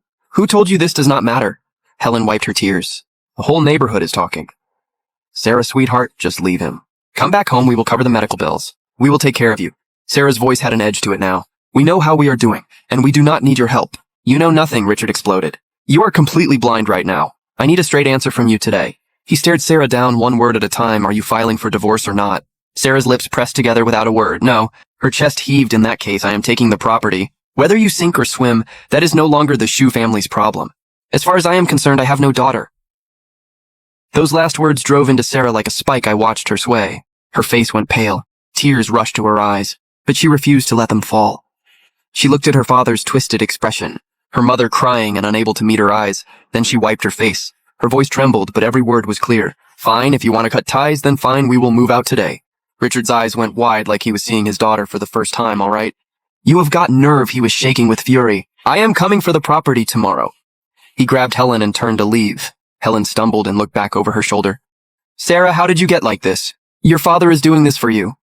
Sarah called after them. "He was the one who said cut ties. He was the one who said take the house." "I agreed, so am I not being a good daughter?" "You have completely lost yourself following that Chen man." Helen snapped back. "Throwing away your own parents as far as I am concerned. I never had a daughter." The door slammed shut a few seconds later. Sarah fell into my arms and the sobs she had been holding back came pouring out. How could they say something like that? She was shaking all over. I held her and gently rubbed her back. Cassie wrapped her arms around her mother's legs and cried softly. "Mommy, do not cry." When Sarah finally calmed down, I wiped her tears and looked into her red, swollen eyes. Then I looked around at the cramped, worn-out apartment. Staying here is no way to live. It is time we had a real home of our own. But she looked up at me. "Do not worry about the money." I held her hand. "Let us go check out the stall." She nodded, went to the bedroom and came out in a light blue dress. I recognized it as the nicest thing she had bought since we got married. She never wore it unless the occasion called for it.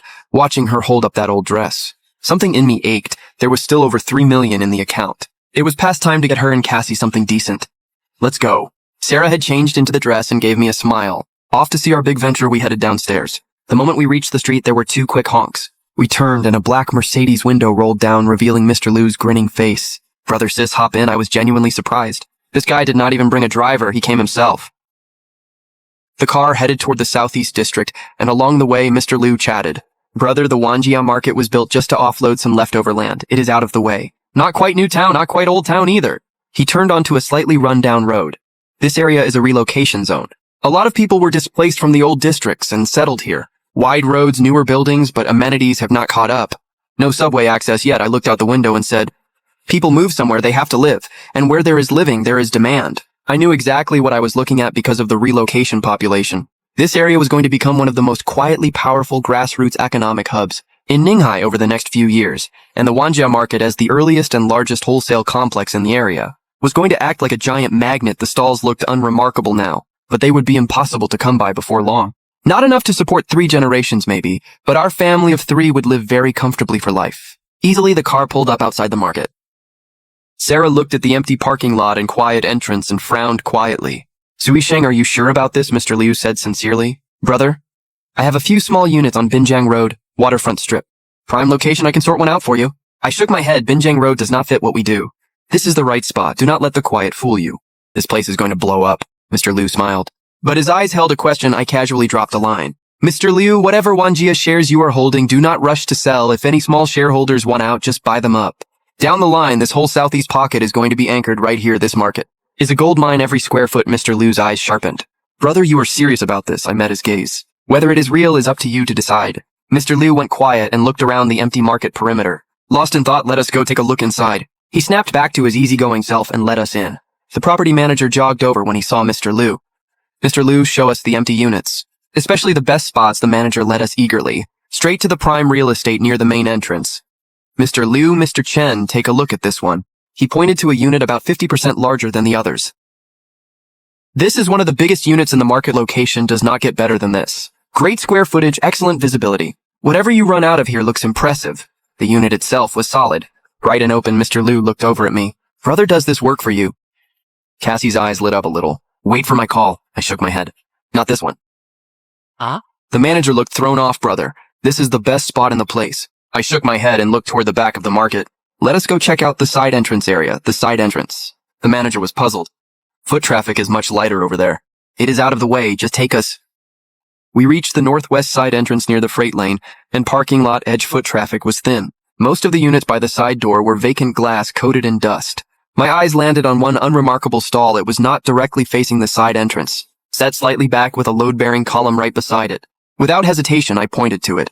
Sarah could not help herself. She looked at the dead, quiet surroundings, then at the unit half hidden behind the column. Completely baffled, Mr. Liu frowned too. Brother, this spot is way too far back. The lighting takes a hit. That column blocks the sightline. Let us keep looking. No need, I said firmly. This is the one.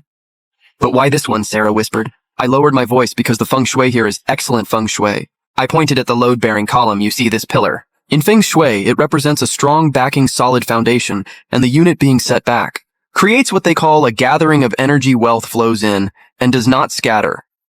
I pointed toward the freight lane outside the side door. All that movement out there balances perfectly with the stillness in here. Sarah looked at me completely dazed. Mr. Liu could not decide whether to laugh or argue, but he stopped trying. Fine, if this is what you want. He told the manager, get the contract ready for this one.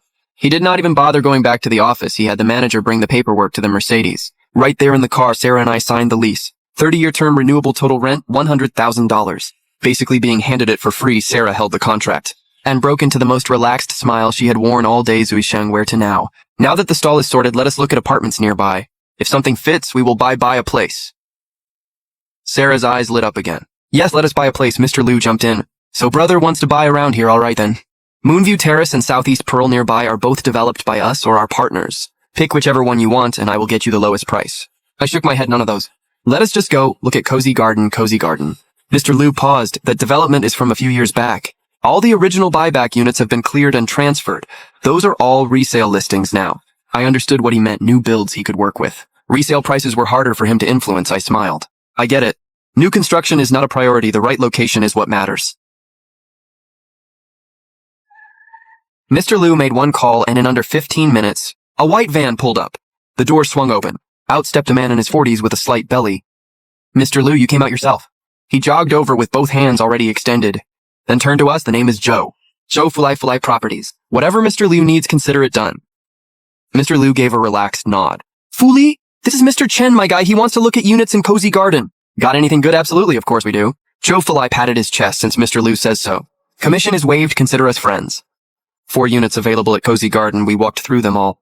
3 were fairly unremarkable. Then came the last one, top floor. The door swung open and sunlight flooded in. Bare concrete floors, white plaster walls, clean and bright. Sarah walked to the far end of the living room and let out a surprised, oh, there is a rooftop terrace. Over 60 square meters. Joe Fulai stepped up to explain. Mrs. Chen, technically this terrace is common area, but with this layout being the only unit on the top floor, no one else can get up here if you put up a door. It is essentially your own private garden. Sarah said nothing. She just stood in the sunlight looking out at that open space. I walked over. If we enclose this area, put a trellis over there for climbing roses and a planter box here. Fill it with hydrangeas and garden roses. Put a wicker table in the southeast corner. 2 chairs on summer evenings. We could have tea out here. Eat watermelon and watch the stars. Sarah turned and looked at me without a word, her eyes quietly going red. The unit is 120 square meters. Add the usable terrace space and you are looking at 180. I looked at her. Sarah, do you like it? She did not answer right away. She just turned back and stood there looking for a long time, then gave one quiet nod. Mr. Liu jumped right in. Brother, this one is done. As for the renovation, leave it to me. He waved his hand. We developed this block so we have all the plans. I will get someone to enclose the terrace. Cut a door through from the living room, put in a spiral staircase outside. Glass roof over the top. We have got the materials in the warehouse. This is practically built already. Perfect timing for you. Sarah asked how much would all that cost. Mr. Liu laughed. Sis, do not even mention money to me. This little renovation is nothing. He just assumed I was trying to schmooze him. I did not bother correcting that. All right, thanks, Mr. Liu Zhou. Fulai was about to wrap up the deal. Mr. Zhou. I turned to him. I will take all 4 units. Excuse me, Zhou. Fulai froze. Sarah spun around and stared at me in disbelief. Mr. Liu was surprised too, brother. You need more square footage. I have a small 300 square meter villa over at Moonview Terrace. Just take it, no need. I smiled and waved him off. Mr. Liu, I genuinely like this location. I looked out the window close to the Wanjiao market. Walking distance right next to a kindergarten. Easy for Cassie to get to school and for Sarah to keep an eye on the business. Sarah tugged my sleeve and lowered her voice. We do not need all 4, though we still have over 3 million in the account. But, I squeezed her hand back. Trust me, it will be worth it. She opened her mouth but held back her worry. I turned to Zhou Fulai. Mr. Zhou, go ahead and draw up contracts for all 4. All 4 units cash came out to just over 2 million left, about 1 million in the account. More than enough to launch the stall and cover operating costs. The contract went smoothly. The move went even smoother. Mr. Liu made one call. A pickup truck showed up in 30 minutes. 3 guys cleared everything out before noon. The top floor unit needed renovating, so we moved into the 5th floor unit to tide us over. The previous owner had barely lived there. A quick sweep. New curtains up and it was bright and clean. Sarah placed her pothos on the windowsill where she had been growing it for years. Cassie kicked off her shoes and ran all over the new floors, darting from room to room. Like a puppy let off the leash, Mommy. Is this room mine? Daddy, are we going to live here from now on? Sarah sat down on the sofa Mr. Liu had sent over. Supposedly a warehouse floor sample, but it was brand new. Plastic wrap still on it. She looked around. Watching Cassie zoom around the room, her expression a little dazed. Yesterday, she was still crammed into that dark, damp old place that morning she had been fighting with her parents. Now she was sitting in a bright, spacious new home with a commercial unit in her name. And 4 properties with both our names on the deed, the top floor unit with the terrace. Was still waiting for us to turn it into a rooftop garden. It all happened so fast it felt like a dream. Sunlight poured through the window and in her glistening eyes. It scattered into tiny flecks of light, seeing the emotion on my wife's face. I knew in that moment every penny of that 2 million was well spent. 2 million 4 units, I knew exactly how much that money was worth in a little over a year. Ninghai's education landscape was going to get completely turned upside down. A retired senior official originally from Ninghai was about to step down from a major post the man had been reserved his entire life. But just this once he made a personal request. He wanted to leave a school on the land where he was born, not a namesake, not a donation. He wanted to bring Beijing's finest education brand, North China affiliated primary school, into Ninghai for real. And the site chosen for the branch campus was the empty lot right next to Cozy Garden. When North China affiliated primary school Ninghai branch opened enrollment, the whole city went into a frenzy, and the school district boundary line happened to wrap around the entire Cozy Garden complex. Overnight, the relocation community that everyone had looked down on became the hottest premium school district in all of Ninghai. Property prices shot up like a rocket. The old residents who had been resettled there after their homes were demolished found themselves sitting on a windfall without even trying. Some sold 1 unit and had enough for their son's down payment in Shanghai. Some cashed out the home they had lived in for decades. And the old couple traveled the world for 2 years. All of Ninghai was talking about Cozy Garden. Envy, jealousy, regret, rage, every emotion in the book. And I was sitting on 4 units once prices hit the ceiling. I would sell 3 and keep 1 for ourselves. At that point, forget about living comfortably for a lifetime. Sarah could lie down and do absolutely nothing from this day forward and still live like a queen. Of course, if I wanted to make even more with the information and capital I had, I could sweep up units in several other nearby developments too, but there was no point. Getting a second chance at life had slowly taught me one thing: you can never earn enough money. In my past life, I spent everything I had building from nothing to $100 billion fortune. And what did I have to show for it this time around? Enough is enough. My daughter's smile, my wife's eyes. The peaceful moments of sitting down to a meal together as a family, those are what I actually care about. Jake sat in his car for nearly 20 minutes, phone burning in his grip. He finally started the engine. Their father had been screaming on the phone. If he really did not show up, the family might never recover from this. The car wound through several turns and stopped in front of the familiar building. He took a long breath and headed upstairs to knock. No answer. He knocked again, still nothing. He jogged back downstairs to the fruit stall at the corner of the alley. The stand was empty and spotless. Even the old scale was gone. The vegetable lady next door poked her head out and recognized him. "Oh, Jake, you looking for your sister?" "Yeah, where is she?" "They moved out around noon today." The lady said loudly. A big truck came. A few young guys bang bang bang and the whole place was cleared out in no time. I was kind of surprised myself. They lived here for 10-some years. And just up and left like that. Jake felt the ground shift under him. "Moved? Where did they go? No idea." The lady shook her head. "Your sister did not tell you." Jake did not answer. He just stood in front of the empty stall gripping his phone. Not moving for a long time, I only pieced all this together later. From the scattered fragments Sarah let slip when she picked up that call that night, her phone rang. She answered, listened for a few seconds, and her expression changed. She did not say a word, just handed the phone to me. I took it, and heard Richard's voice on the other end. Loud and full of self-righteous conviction. Chen Zuisheng, you listen up. That apartment was allocated by my work unit.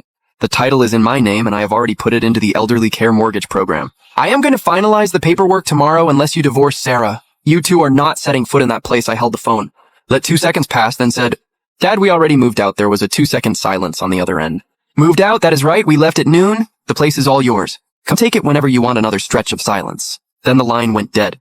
I handed the phone back to Sarah. She looked at me, eyes red, but no tears. Her voice wobbled a little. They really put the house in that program.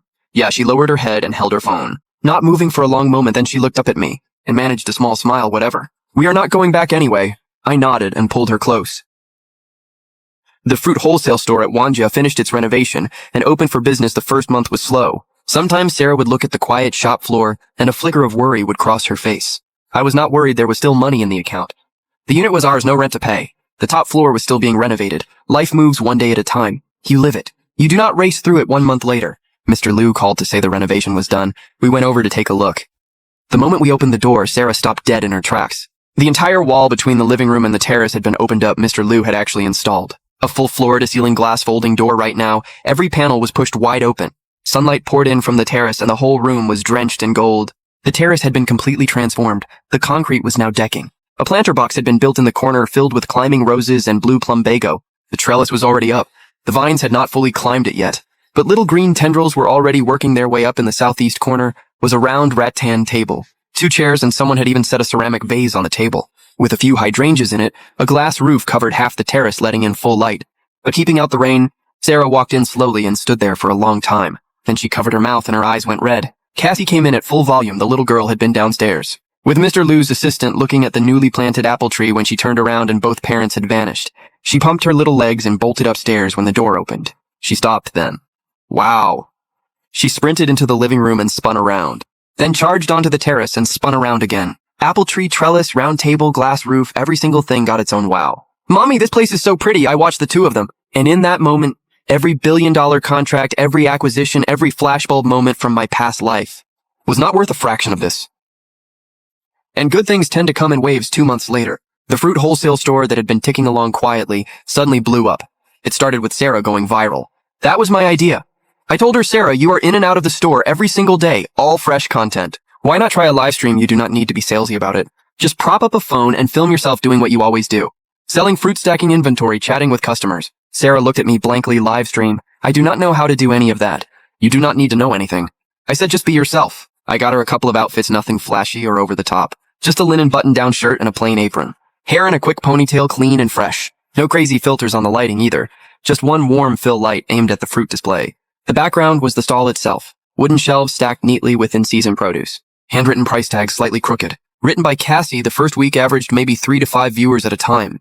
Sarah did not sweat it when nobody was talking. She would just keep stocking shelves and occasionally look up at the camera and say something. Strawberries are really good today. Blueberries just came in the second week.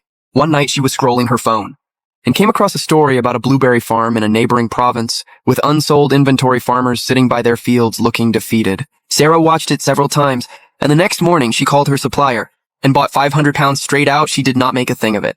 Just put the blueberries on the shelf during the next stream and casually said, these are really good, and the farmers who grew them are having a tough time. If we can help a little, why not that night? Hundreds of people flooded into the stream. The comment section went flying. She is so pretty. Wait, did she actually buy from the farmers? Already ordered support. Honest sellers. Sarah was completely blindsided. She scrambled to reply to comments, her face bright red. The next day, the platform started pushing her content. The farmer support tag went up, and the traffic floodgates opened. The third day, orders started coming in. Not one at a time, but in pages, the thermal printer churning out receipts. From morning to night without stopping. Not just online, the physical store was slammed. Tuwanja Market had started roadwork out front. Municipal underground pipe renovation. The estimated timeline posted on site was 8 months with the main entrance blocked off. All the foot traffic that used to head for the main street units poured toward the north side entrance. And the north side entrance was exactly where Sarah and I had our store delivery trucks lined up, one after another in a row outside our door. Unloading at the front, loading up at the back. Mangoes barely hit the shelf before wholesalers were walking up with order sheets. Boss, golden mangoes give me 5 cases, and the shine muscat grapes you still got some. 10 cases of cherries, can you do better on price? I am buying a lot just one day in. Sarah and I were both running on fumes, forget eating and drinking. We were stealing seconds wherever we could find them. That night, Sarah collapsed on the couch. Too exhausted to even push her hair out of her face the next day, I had Mr. Liu help me hire 5 extra people. And that finally let us breathe a little. Brother, I got your people sorted on the phone. Mr. Liu's voice was booming. I wiped my hands and tucked the phone between my ear and shoulder. Mr. Liu, you are the best. Doing things for you is a pleasure. He paused, then started running through the list. 1 truck driver ex-military, 8 years on the road, Class A CDL 0 accidents. And 2 young women, one studied e-commerce. Worked at an MCN agency. Knows the ins and outs of live streaming traffic, the other studied media. Great on camera. Sweet talker, can run the hype in the stream. He dropped his voice, brother. I have got to hand it to you. How did you know they were going to do road work at the main entrance? Was it actually the feng shui? I smiled, Mr. Liu. You are in real estate, you tell me. Does feng shui work or not? A half-second of silence on the line. Then a big hearty laugh. Fair enough, fair enough. Some things you just have to believe in, brother. That eye of yours, I truly respect it. I did not go into detail about the road work. Yes, I knew it was coming. The underground pipe project was something I had known about in advance in my past life. Wanja Market went through the exact same thing. The north entrance became the main access point, and the corner that had been the quietest got trampled into prime real estate by foot traffic and delivery trucks back then. A feng shui master even showed up and pointed at the column by the north entrance. Said it was a dragon pillar commanding the flow and the units beside it were sheltered and wealth gathering. The whole story went around town. That geographic advantage was now mine. But even I had not fully expected how big Sarah's dream would blow up. A natural-looking woman helping farmers sell their harvest, boosting local consumption, rural revitalization. Sarah hit every label the platforms were hungry to push, and the traffic came pouring in like a dam had burst. Sometimes in a rare quiet moment, she would sit by the shelves and stare. Zuisheng. I ran the numbers again last month online, and in store combined came to 1.37 million. Profit 210,000. Her expression was somewhere else. Sometimes I wake up in the morning and just stare at the ceiling wondering if this is a dream. Like when I open my eyes, we will still be back in that old place and Cassie will be sleeping by the wall. And you still have not come home?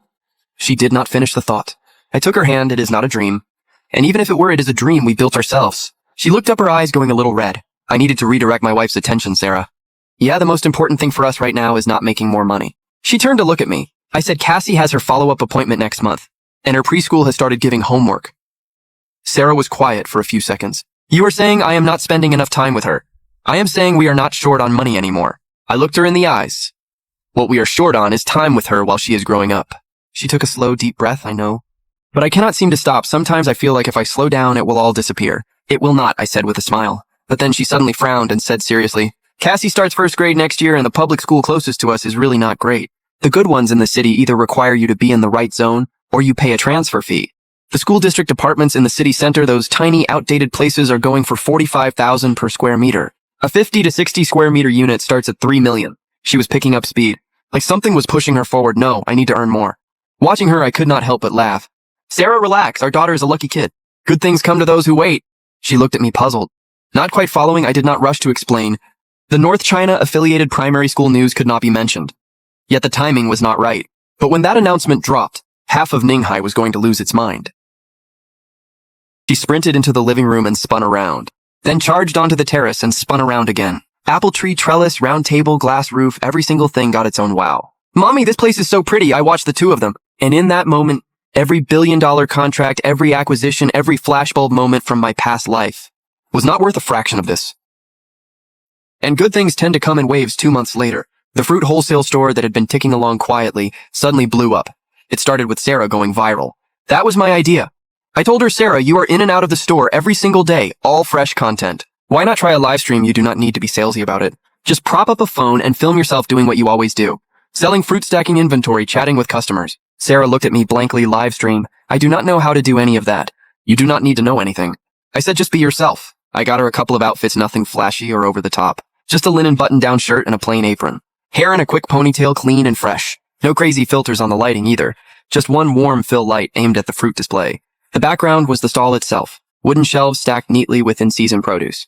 Handwritten price tags slightly crooked. Written by Cassie, the first week averaged maybe 3 to 5 viewers at a time. Sarah did not sweat it when nobody was talking. She would just keep stocking shelves and occasionally look up at the camera and say something. Strawberries are really good today. Blueberries just came in the 2nd week. One night she was scrolling her phone. and came across a story about a blueberry farm in a neighboring province with unsold inventory farmers sitting by their fields looking defeated. Sarah watched it several times, and the next morning she called her supplier and bought 500 pounds straight out. She did not make a thing of it.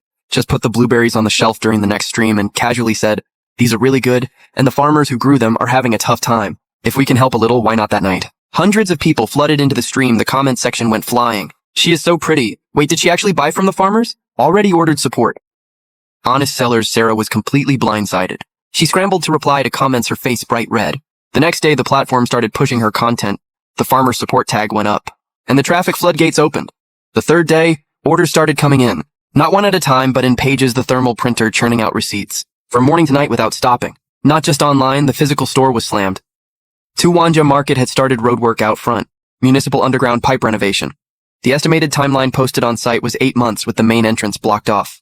All the foot traffic that used to head for the main street units poured toward the north side entrance. And the north side entrance was exactly where Sarah and I had our store delivery trucks lined up, one after another in a row outside our door. Unloading at the front, loading up at the back. Mangoes barely hit the shelf before wholesalers were walking up with order sheets. "Boss, golden mangoes, give me 5 cases, and the Shine Muscat grapes, you still got some. 10 cases of cherries, can you do better on price? I am buying a lot just one day in." Sarah and I were both running on fumes, forget eating and drinking. We were stealing seconds wherever we could find them.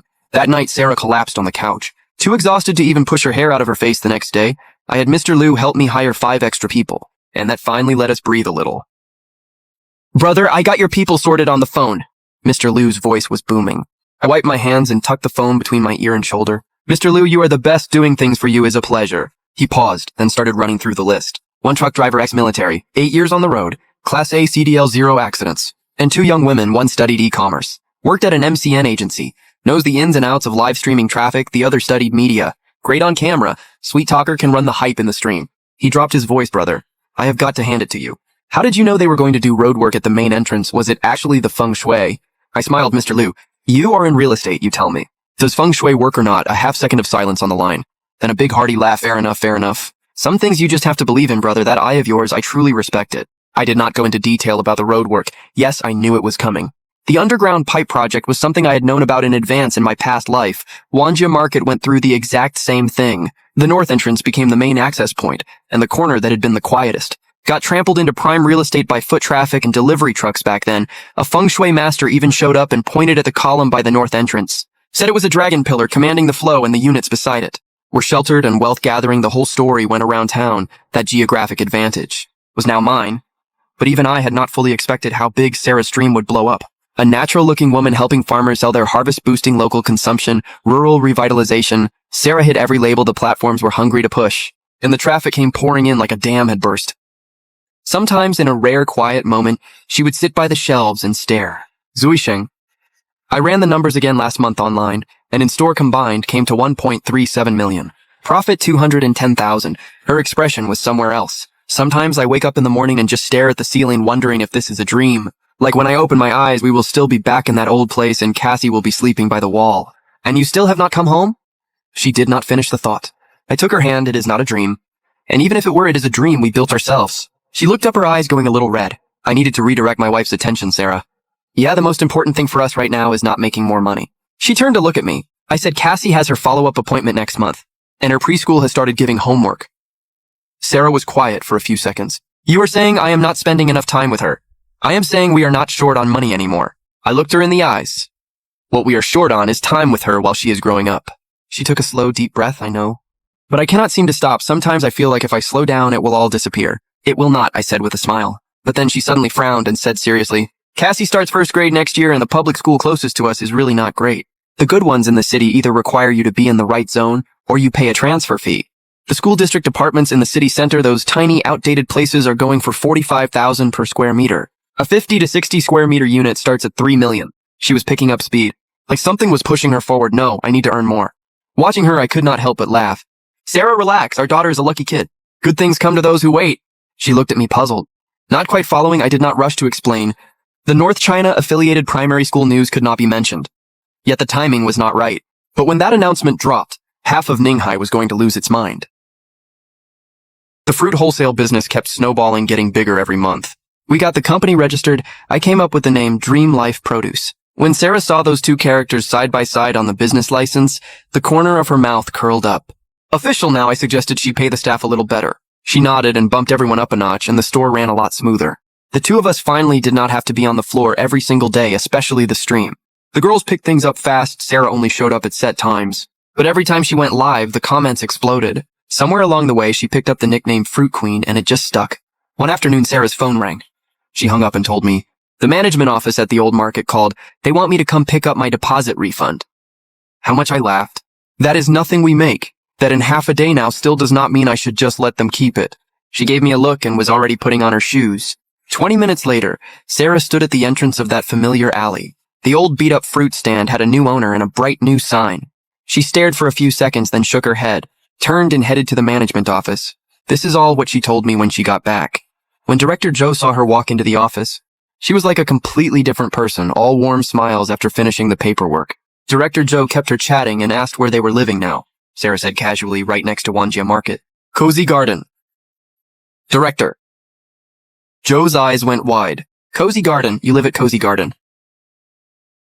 Sarah was confused. What is the big deal? Director Joe did not answer. She spun around, dug out a document, and slapped it on the table. It was an official notice of photocopy. The title was long, but Sarah's eyes jumped straight to the keywords. North China Affiliated Primary School, Ninghai Branch Site Selection School District Boundaries. Then her eyes moved down to the line that read, Cozy Garden included in the school's enrollment zone. In smaller print below, the release date was 3 days ago. Wait, what? Sarah could not process it. Director Zhou kept rattling on. Your whole neighborhood is now a school district. North China Affiliated Primary School. It is from Beijing. The best school district in all of Ninghai. Nobody used to give those Cozy Garden units a second look. Now you want to guess how much per square meter? Sarah opened her mouth, but no sound came out. 130,000. Director Zhou held up 2 fingers. 130,000 and people still cannot get in. She assumed Sarah was renting and shook her head in sympathy. Oh man, if only you had bought a unit there earlier. Renting just means you are paying down someone else's mortgage, and that landlord is sitting on a gold mine now. Think about it, 130,000 per square meter. Even a 100 square meter place is over 10 million. Sarah just stood there. Over 10 million. Cozy Garden, 130,000 per square meter. The complex where she had 4 units in her name, 4 of them she told me later. Her legs gave out. She slowly lowered herself into a chair holding the edge of the table. Director Zhou got alarmed. Hey, you okay? You just went completely white. Are you feeling all right? Sarah shook her head and opened her mouth. Her voice barely above a whisper. Ms. Zhou, the price at Cozy Garden. How much did you say again? 130? Why? Sarah did not answer. She just sat there frozen, staring at the document on the table without moving. Then she called me. My phone buzzed while I was going over the inventory sheets at the store. The screen said honey. I picked up and there was silence on the other end. Zuisheng Cozy Garden. It is at 1:30 now. I paused. North China Affiliated Primary School branch is going in right next door. It got drawn into the school district, 130,000 per square meter. I leaned back against the shelves, honestly a little surprised. In my past life, this news broke a year later. This time it came almost a full year early. Sarah, come back and we will go check with the realtor. Okay, she said, then paused. When you bought those 4 units, did you already know something? I laughed. Come on, how would I know that? If I had known in advance, I would have borrowed money and bought up the whole complex. Why would I be running a fruit store? There was a short silence. Then a quiet and she hung up. She hurried back, but someone else got here first. A black Mercedes pulled up in front of the store and Mr. Liu strode in. Brother, you heard about the Cozy Garden School District thing, right? I put down my clipboard. Just found out I was traveling, landed, and came straight here. He walked up close and dropped his voice. Brother, be straight with me. Did you know about this policy in advance? I smiled easy and slow. Mr. Liu, if I could have seen the school district thing coming, why would I be in the fruit business? Mr. Liu stared at me for several seconds, then let out a short laugh. Brother, I have met plenty of lucky people, but nobody runs as accurate as you. I smiled and let it go. When Sarah got back, her face was still flushed. The 3 of us headed straight to Fulai Properties, and when we got there, something felt off. A massive crowd was packed outside the front door, practically pushing it off the hinges. Inside was just as packed. Any units left at Cozy Garden. Any floor, any layout, I am paying cash. Joe Fulai squeezed his way out, forehead drenched in sweat. He spotted me and his face lit up. He pushed toward me. Mr. Chen, you are here? The customers nearby all stared. Why is this guy acting like he just saw his long-lost father? I smiled. Business is booming, huh, Mr. Zhou? All thanks to you. Joe Fulai bowed and nodded, and ushered us into a small private meeting room. Mr. Chen, are you here to sell? Joe Fulai's eyes lit up. Cozy Garden units. Yeah, which ones? Sarah pressed her lips together. The 5th floor unit. And the 3rd floor unit? We are keeping the top floor for ourselves. The other one we will hold on to, and see Joe Fulai nodded repeatedly and started doing the math pen scratching numbers across the page. He slid the paper over to me. Mr. Chen, the 5th floor unit is 98 square meters. Conservative estimate 12.5 million. The 3rd floor unit is 95 square meters. Around 12.3 million combined, 24.8 million. I saw Sarah's fingers tremble ever so slightly. I nodded. Go ahead, list them at that price. Joe Fulai kept nodding, then remembered something. Mr. Chen, the commission, I laughed. Mr. Zhou, you cannot waive it this time, can you? Joe Fulai paused. A complicated expression crossed his face. Mr. Chen, last time you said let me earn back my commission next time. I thought that was just polite talk and did not think much of it. But here you are. You actually came back. He looked at me with this burning intensity. Mr. Liu shot a glance over. Sarah turned and looked at me too. I smiled and put my arm around Sarah's shoulder. Nothing to do with me, that is my wife. She is too kind and forgot. Sarah's face went red and she gave me a light smack. My phone buzzed. 24.8 million had hit the account. I glanced at it and slipped the phone back in my pocket. Sarah kept staring at her screen, reading that number over and over. She even counted the digits with her finger before finally looking up. Zui Sheng, yeah, I am a multimillionaire now. I nodded, yep. But I do not feel any different, she frowned.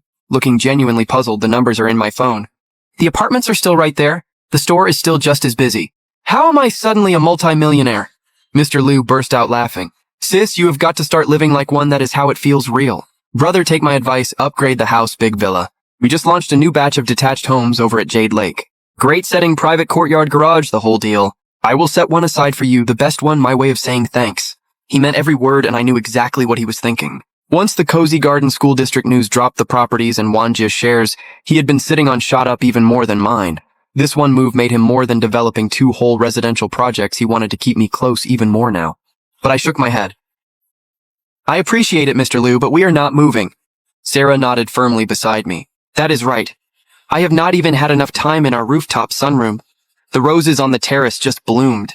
I go out every morning to check on them. Moving away would break my heart. The way she said it had this girlish softness to it, like she was talking about something precious. Looking at her made me even more sure about my decision. In my past life, I lived in every kind of mansion you can imagine, big empty houses. Walking around alone, the echo louder than your own footsteps. Right now, the 3 of us crammed into our cozy top floor, sipping tea under a glass sky, watching the stars. Beat any luxury home hands down. When Mr. Liu saw we were both shaking our heads. He did not push, he immediately pivoted to a new idea. Fine, keep the house, then what about a car? A car? Yeah, with the business you are running now, you have got to have a car for when clients come around. You cannot pick people up in a delivery truck, he paused. Then added, sis, you are the fruit queen now. Your fans are not going to accept you riding the bus. That last line made Sarah laugh. She glanced at me. I could see her softening. I thought about it and nodded. All right, there is a car show next week. Let us go check it out. Half an hour later. We got back to Wanjia. The car had barely stopped, and I could already tell something was wrong. A crowd had gathered outside the store. Not customers, just people rubbernecking. A few men were blocking the entrance, arms crossed, cigarettes dangling. The whole vibe through the smoke said these guys were not here for fruit. I felt my stomach drop. I pushed the car door open and walked over fast. Pushed through the crowd and took in the scene inside. The livestream rig was knocked over, phone screen shattered.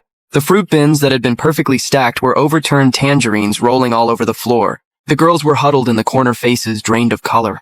In the spot where Sarah usually did her streams, sat a middle-aged man, buzz-cut, thick gold chain around his neck. Legs crossed one over the other, rolling 2 walnuts in his hand. He looked me up and down without standing. You the owner? I scanned the room and said calmly, what can I do for you? The man clicked his tongue, set the walnuts on the table and introduced himself. Name is Yang, east side of the city. I run a business services company, looking to expand, and I like the look of your spot here. He stood up, walked over and looked me up and down. Good location right by the north entrance. Plus, the live stream business must be doing pretty well. I did not bite. He kept going. I will give you 50 grand. You take the money, find another spot and start fresh. I want this unit. He clapped a hand on my shoulder. Do me a solid and clear out today. I looked down at where he had touched, then back up at him. Yang right, this unit is not for sale. He fixed his eyes on me, brother. I do not think you heard me. I said do me a solid. That is what I am asking. I gave him a cold smile. Just then the car door opened behind me. Mr. Liu strode in. Who the hell is causing trouble here? Yang turned, his eyes narrowed, then a wide grin spread across his face. Well, Mr. Liu, what brings you here? This little place is under your umbrella. Mr. Liu stepped up beside me and let out a cold laugh. Every inch of Wanjia Market. This whole area was developed by me. I decide who gets my units. He stepped forward. Who the hell do you think you are? Coming onto my turf playing gangster. Yang's expression cycled through a few emotions. Jaw tight, he finally swallowed it. Mr. Liu, come on, I am just here to do business. Keep it friendly, right business. Mr. Liu pointed at the live stream rig on the floor and the fruit scattered everywhere. This is how you do business. Yang gave a dry laugh and said nothing. He turned and looked at me, eyes cold and flat fine. Brother, since Mr. Liu is here, I will let this go today. He headed to the door, then turned back one more time. But you better think hard about whether someone can really watch your back forever. He waved and his guys melted into the crowd. The store went quiet. The girls could not hold it together anymore and started crying. Sarah rushed in from outside and threw her arms around me. You okay? I am fine, I patted her back and looked toward the door. Mr. Liu said, Brother, this young guy specifically targets businesses that are doing well. He keeps a crew of thugs around. He backed off today out of respect for me, but he is not going to drop this. Watch yourself going forward, Mr. Liu. Thanks for today. I did not say much else. I just crouched down and picked up the tangerines one by one, putting them back in the bin. The next day, the police called me out of nowhere. Is this Chen Zusheng your driver? Sun Jian got into a fight. He is at the hospital. I froze a fight. Yes, old son, come down to the hospital. Sarah and I rushed over and found the room. We pushed open the door and saw old son lying in the hospital bed, head wrapped in gauze, eyes swollen black and blue, barely open to a slit. A woman sat in the chair beside the bed, red-eyed, probably his wife. 2 officers stood by the window, one taking notes, the other standing with arms crossed watching the door. When old son saw us, he struggled to sit up. I crossed the room in a few strides and pressed him back down. Easy, what happened? Old son opened his mouth, but nothing came out. His wife beside him started crying again, her voice breaking. Mr. Chen, my husband never looks for trouble. He is a straight shooter, I know. I looked at old son and told him to take it slow. He caught his breath and started talking. Early that morning, he had loaded up a full haul of dragon fruit and pulled out of the market gate, when a group of guys suddenly rushed out from the side of the road, bats and rocks in hand. No words, just straight to swinging. Someone climbed into the truck bed and started hurling the dragon fruit cases off one by one, smashing them on the ground. Old son is ex-military. He jumped out and took down 2 of them. But there were too many. Even he could not handle 7 or 8 guys coming at him at once. He took a hit to the back of the head, and as he was going down, he saw them smashing the windows and slashing the tires. Next thing he knew, he was in the hospital. Old son finished talking, jaw clenched, cheeks bulging with barely contained fury. I walked out of the room with the 2 officers. I handed one of them a cigarette. The older one took it, stuck it in his mouth, but did not light it. Your guy, the driver, ex-military, never causes problems. He nodded. Yeah. Those guys cleared out fast by the time we got there. All that was left was a pile of smashed fruit. The plates were obscured. The cameras caught a few backs of heads. No faces, so what happens now? Report is filed, case is open. He glanced at me, but you know how it is. These kinds of cases, unless there is a big organized crackdown, they are tough to move on. I got the picture. I headed back to the room. Sarah was just coming out. She had given old son's wife some cash. Told old son to rest and not worry about the store losses meant nothing. Come back when you are healed and your pay keeps coming in the meantime. Old son's wife chased after her and grabbed her hand. Too grateful to speak, we walked out of the hospital. Sarah asked me what did the cops say. I told her case is open, but hard to make any arrests. She frowned. So what do we do? Should we ask Mr. Liu for help? I shook my head. We do not need him. There is a right way and a wrong way to handle this. Trust me. I will take care of it. I called Gu Weidong the next afternoon. A black van pulled up outside the store. The driver got out and opened the door. Extremely respectful. Sarah watched from a distance, looking uneasy. I did not explain. I just got in. The car wound through several turns and stopped at the entrance of an old alley, deep and narrow. Old residential buildings on both sides, paint peeling off the walls. At the very end was a noodle shop with a tiny worn-out sign. The lettering had faded. I pushed the door open. 5 or 6 tables inside, only one person sitting at the back. Gu Weidong was bent over a bowl of noodles when he saw me coming. He tapped the stool beside him. Sit down. You eating? I glanced at his bowl. Dark, murky broth noodles, uneven thickness. Passy looked up at me. Straight shooter, huh? It does not taste good. Why would I eat it? He paused, then laughed. Chen Zusheng. I cannot tell if you are confident or just full of yourself. He put down his chopsticks. But you are right, it really does not taste good. But back in the day, this stuff saved my life. I listened quietly. Rough times, my parents were locked up over overseas family connections. My sister and I had nobody, nearly starved an old neighbor on our block. Used to sneak us a bowl of this every day. She pushed the noodles around with her chopsticks. Buckwheat mixed with elm bark powder, terrible taste, but it filled you up. After I made something of myself, I went looking for that neighbor. She was already gone. He paused, but I still come eat a bowl every now and then. To remind myself where I crawled out from, I looked at the bowl, sat with it for a few seconds, then said, Gu, this might be hard to hear. Eating well is the best way to honor the past. He looked up. Eating scraps every day and calling it staying humble? I shook my head. That is just performing for yourself. Real gratitude means eating the best food, wearing the best clothes, living the best life. So the kid who almost starved to death back then can see we made it. We are living better than anyone. Gu Weidong stared at me for a long moment. Fair point, he wiped his mouth. Composure back down to business. That young guy is just a small fish, but behind him is a man called Lai from Chengjiang Company. Lai ran with a rough crowd back in the day, and eventually cleaned up his act and got into the district political consultative council. Gu Weidong's tone was dismissive. I said, so he is out of the game.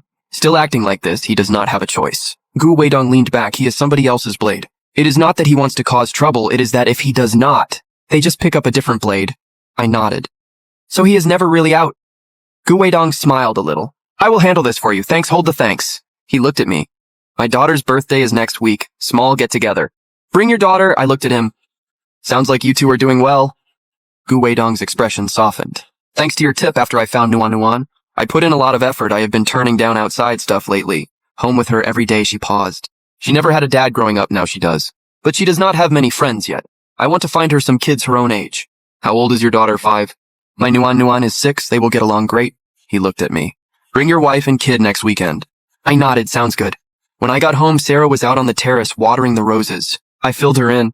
She listened and stopped the watering can mid-air. Wait, Gu Weidong, that friend you mentioned before. Yeah, Sarah visibly tensed up. So what is his place like? What should I wear? What should Cassie wear? Do we need to bring a gift? I could not help laughing. Sarah relaxed. She took a slow breath. I have never dealt with people like this, the Gu Weidong you have mentioned. I have heard you bring him up a few times. He sounds like old money, serious family.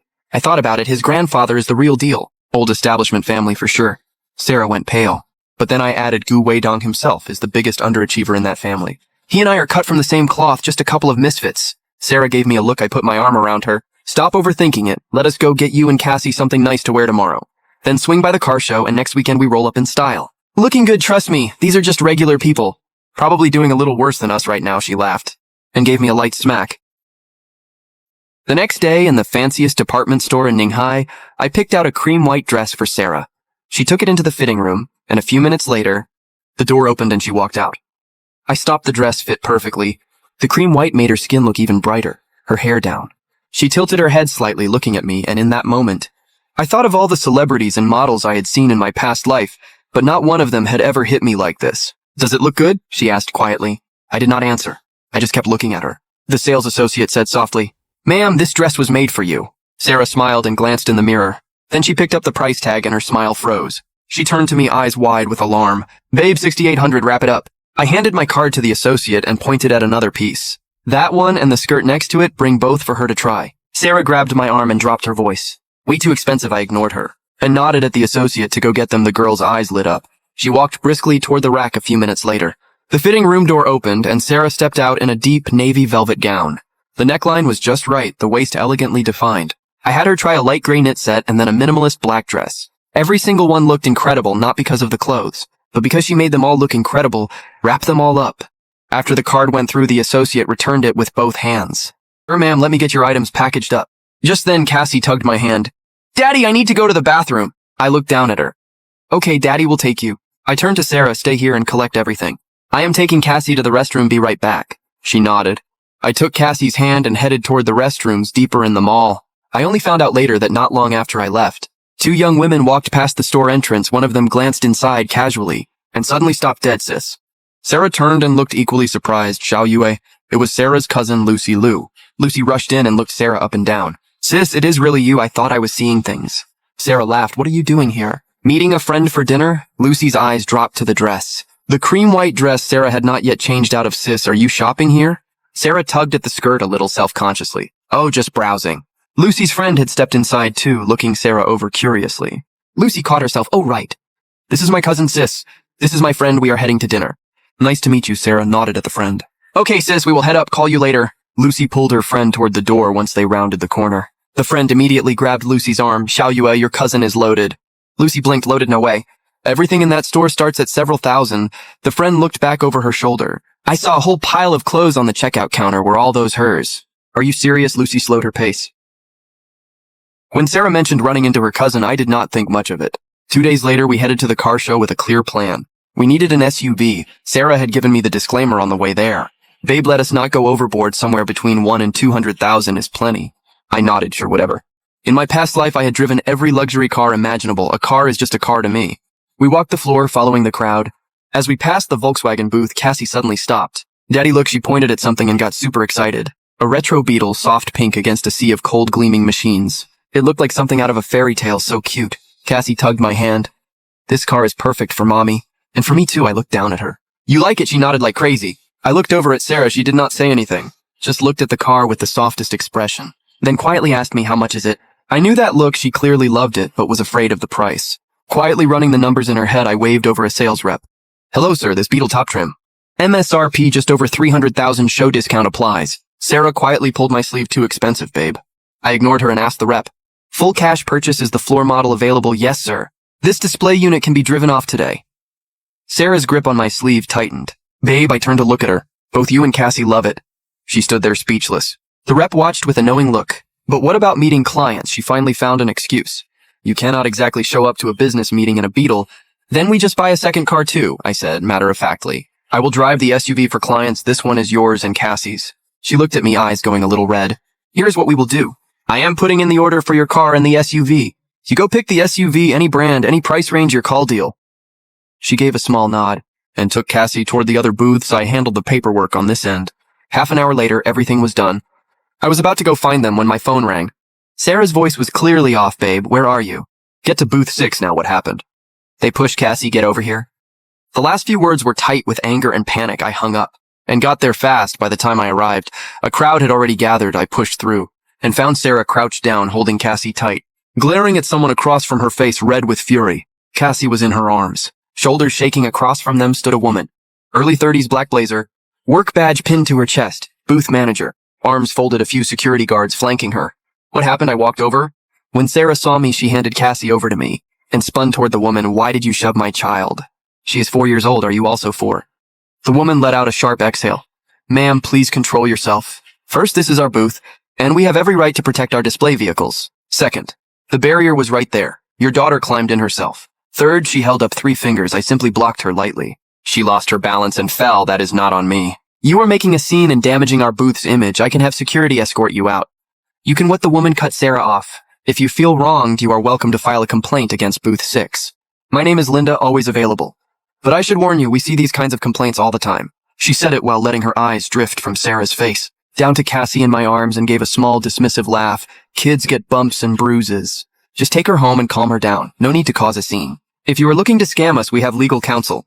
She straightened her blazer, voice dripping with arrogance. Besides, this is a premium booth. We cater exclusively to high net worth clients. The level of service you receive naturally corresponds to your financial standing. If your assets meet our threshold, she leaned slightly forward, lowered her voice just enough to make sure everyone around could still hear. I would get on my knees and lick your shoes. The question is, do you qualify? After hearing Sarah's version, I had a clear picture. Cassie had spotted a big SUV and thought it would suit her daddy. Wanted to take a closer look. The barrier rope was set at adult height. The red rope was right at Cassie's eye level. She did not even notice it. And then this Linda had shoved Cassie to the ground. I stepped forward and pulled Sarah close. Cassie back in Sarah's arms. I looked at Linda. Tone even manager Linda, right? You just said service levels correspond to net worth. I think that is fair. Linda's mouth curled, thinking I was about to back down. I ignored her and turned toward the staff inside, who looked completely lost. 5 cars were lined up in the booth. Linda had mentioned one was already sold. 4 were still available. I pointed at all 4. I will take all 4 of those. What? Linda blinked. The staff all froze. I said it again. All 4 full cash. Write it up. Nobody moved. I looked at them. What do you think? I cannot afford it. I pulled out my bank card and set it on the counter beside me, then pulled out the receipt from the Beetle purchase I had just made at the Volkswagen booth and slapped it down. This is the transaction I just completed next door. Feel free to check. A young woman with a ponytail hesitated, then walked over and picked up the receipt. She glanced at it and her eyes went wide. She instinctively covered her mouth, then looked up at me. Her entire demeanor had shifted.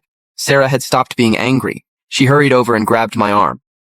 Babe, are you really doing this? Even if you are, do it somewhere else. I sat her down, patted her hand and said, trust me. When the paperwork was nearly done, I suddenly bent down, slipped one of Sarah's heels off and tossed it on the floor in front of Linda. Linda stared at the shoe on the floor. Her face turned purple. Manager Linda, I'm wondering if my net worth meets the standard for your premium client services. I asked, her lips trembling. She could not get a word out. The crowd around us had grown. Some people were whispering, some had their phones out recording. She still had nothing to say. I shook my head. Looks like your company's service commitment is a little lacking. I turned to the ponytail girl who had handled my paperwork. Cancel all 4. The girl froze, sir? Linda's face went completely pale during the car show. To push sales, the first 2 days allowed cancellations with no penalty. Later days only a small deposit deduction, but no normal person actually does that. Who has time to buy and cancel and buy again? But now that rule was about to be her downfall. Right then, a familiar voice cut through the crowd behind us. "Hey man, what are you doing here?" Mr. Liu pushed through the crowd and strode over. I turned to look at him. "Mr. Liu, what are you doing here too?" "Came to check out cars." He walked up beside me. Glanced at the shoe on the floor, then at Linda frozen in place. "What is going on?" I gave him the short version. Mr. Liu's face darkened. He turned and looked at the row of cars. His eyes landed on the SUV. He paused. This one. He pulled out his phone and scrolled. Held it up in front of me. "Is this the one?"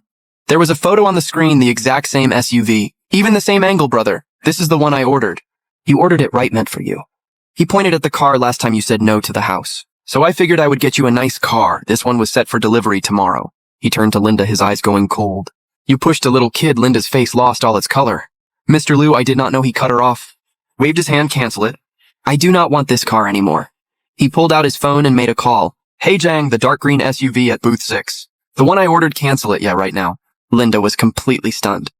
Soon a middle-aged man in a suit rushed over, sweat pouring down his forehead. "Mr. Liu, what happened?" Mr. Liu said, "Director Zheng, your manager here is something else." My little niece wanted to look at a car and got shoved to the ground. Director Zheng's face went pale. He turned to Linda. His look was murderous. Linda opened her mouth. "Director Xinglai effective immediately. You no longer work for this company." Linda's knees buckled. She sank to the floor. We left booth 6 and I quickly put the whole mess behind us. Mr. Liu stuck around with us chatting as we walked. When we hit the rest area, he suddenly stopped. "Brother, that whole thing happened because of me today. I am buying you guys a car." "Do not even argue with me," I paused. "Mr. Liu, really no need. If you do not take it, that means you look down on me." He was dead set. He turned to Sarah. "Sis, tell him he is disrespecting me by refusing." "You owe me that much." Sarah was caught off guard. Being put on the spot, she glanced at me. I nodded slightly. We were actually thinking about a minivan. Around 200,000, 200,000. Mr. Liu's eyes lit up. "Easy, leave it to me. I am an expert on minivans. I will pick you the perfect one." He took off, then turned back after a few steps. "What are you standing there for? Let us go!" Sarah and I exchanged a look, half laughing. We just picked up Cassie and followed Mr. Liu, led us straight to the Mercedes booth like he owned the place. A sleek silver minivan sat in the center of the booth, a leggy model posing beside it. For photos, Mr. Liu walked right past her without even a glance. Pointed straight at the car, "This one." Then waved the staff over the leggy model, visibly froze. Mid-pose, the staff member hurried over. "Hello, sir, are you sure about this one?" "Positive," Mr. Liu said. Then turned and started his pitch to Sarah. "Sis, trust me on this. Seriously, this checks every box for you. Big name brand Mercedes, drives with real class. Plenty of space, perfect for clients and family both." He rattled it off like a pro. I glanced at the car, then at the badge on the booth and could not help laughing. "Mr. Liu, do you know how much this costs?" He blinked. 200 grand, right sis? Just said that this is a Mercedes AMG. I pointed at the badge, not 200,000. Closer to 2 million? Mr. Liu's face froze for a second. Sarah jumped. 2 million? That is way too much. Mr. Liu, this is too much.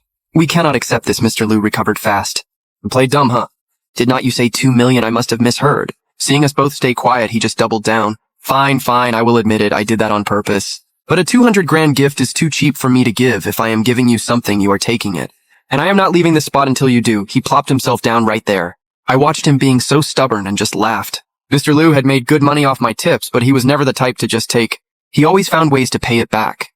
I glanced at Sarah. She was still trying to refuse. I walked over and patted his shoulder. Just take it. He looked up at me.